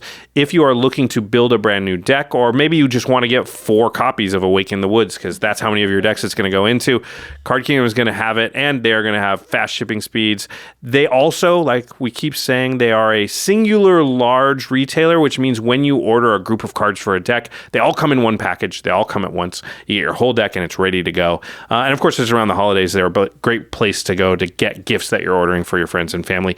Speaking of which, once you get those cards, ultrapro.com/command is our other affiliate link. Jimmy and I use Ultra Pro products to protect all of our entire collection. And you've seen our cards. We've got a lot. We want to keep them safe. We need to keep them looking good for camera.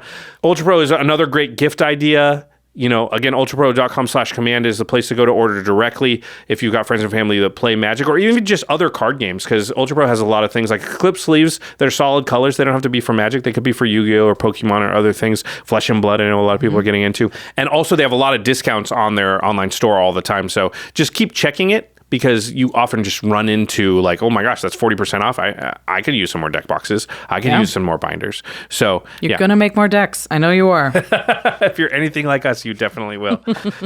All right. Now it's time for the end step, where we usually talk about something cool outside the world of Magic, but we thought this would be a good spot, Rachel, to talk about the fact that you're joining our team. Yeah. And that you're going to be seeing a lot more of Rachel, you out there in audience land.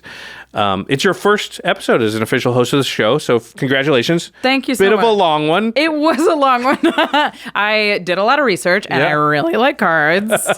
Everybody kept checking in on me on Scryfall and was like, no, I'm good. I'll be here another 4 hours. I would walk in and look, and she just has like 50 tabs open on Scryfall, just typing away. I'm like, yep, we're good. This research Believe is it or going to not, be top notch. Shorter than the research. I trimmed. So, Rachel, you're on the Commander Advisory Group. You've had a Commander podcast, the Commander Sphere, for quite a long time. You've been in the space. I think most people are aware of. You've been on our content a lot. We're really excited to have you, first of all. Is there anything you want to say to the audience? I guess one thing we should say is, how do they find you online if they want to follow you and things like that? Come follow me. I'm on Twitter and Instagram at Wachel Reeks. I'll be tweeting about Command Zone life and being a part of the team and all of my thoughts that didn't fit into the episodes. Yeah, I love following you on social media because you are always tweeting about cards, interactions, and things that happen to you in games and stuff. So I try to tweet about stuff that happens in games, and I try to tweet about changes that I make to my own deck so people can see the cards that I'm excited about. So hopefully I'll get to share a lot of that with you, but if you want to see even more of it, go follow me on social media as well. Rachel's just somebody with a great Magic mind, and it's important for our content that we have somebody who's involved with the podcast that can speak about the game at the high level that we know that you have. Yeah, so we're just hoping Rachel can come in, say smart things about cards that we're also involved in, but give us a little break once in a while. So and Rachel's going to be involved in game nights and extra turns and all of our content. So really excited to have you. I'm so excited to be here. I'm really a pleasure to be a part of the team. Honestly, a dream come true. If I was driving to LA in my car, I was like, wouldn't it be cool if I was on game nights? That would be pretty cool. 4 years ago. And it's been a lot of game nights and extra turns and podcasts since then. So it's been a long way, and it's very exciting to be here. Thanks. All right, so please give Rachel a big shout out in the comments. Let her know that you love her and that you're happy she's here. Hopefully you're happy as happy as we are. Okay, now we'll clean up here with a big thanks to our amazing team at the Command Zone, which is Damon Lenz, Arthur Meadowcroft, Lady Danger, Manson Lung, Craig Blanchett, Josh Murphy, Jake Boss, Patrick Nan, Jordan Pridgeon, Sam Waldo, Grav Galati, Jamie Block, Mitch Trafford, Evan Limburger, Gabriel Pozos, Megan Yip, Eric Lem, and of course, Jimmy Wong. I usually don't say Jimmy's name here, but sometimes we will. Yeah. Thank Jimmy. And big shout out to Jeffrey Palmer for the Living Card animations that begin our show. You can find him on Twitter at LivingCardsMTG. All right, Rachel, congratulations on your first episode, the first of many. All right, everybody, and thanks for watching. We'll see you next time. Peace.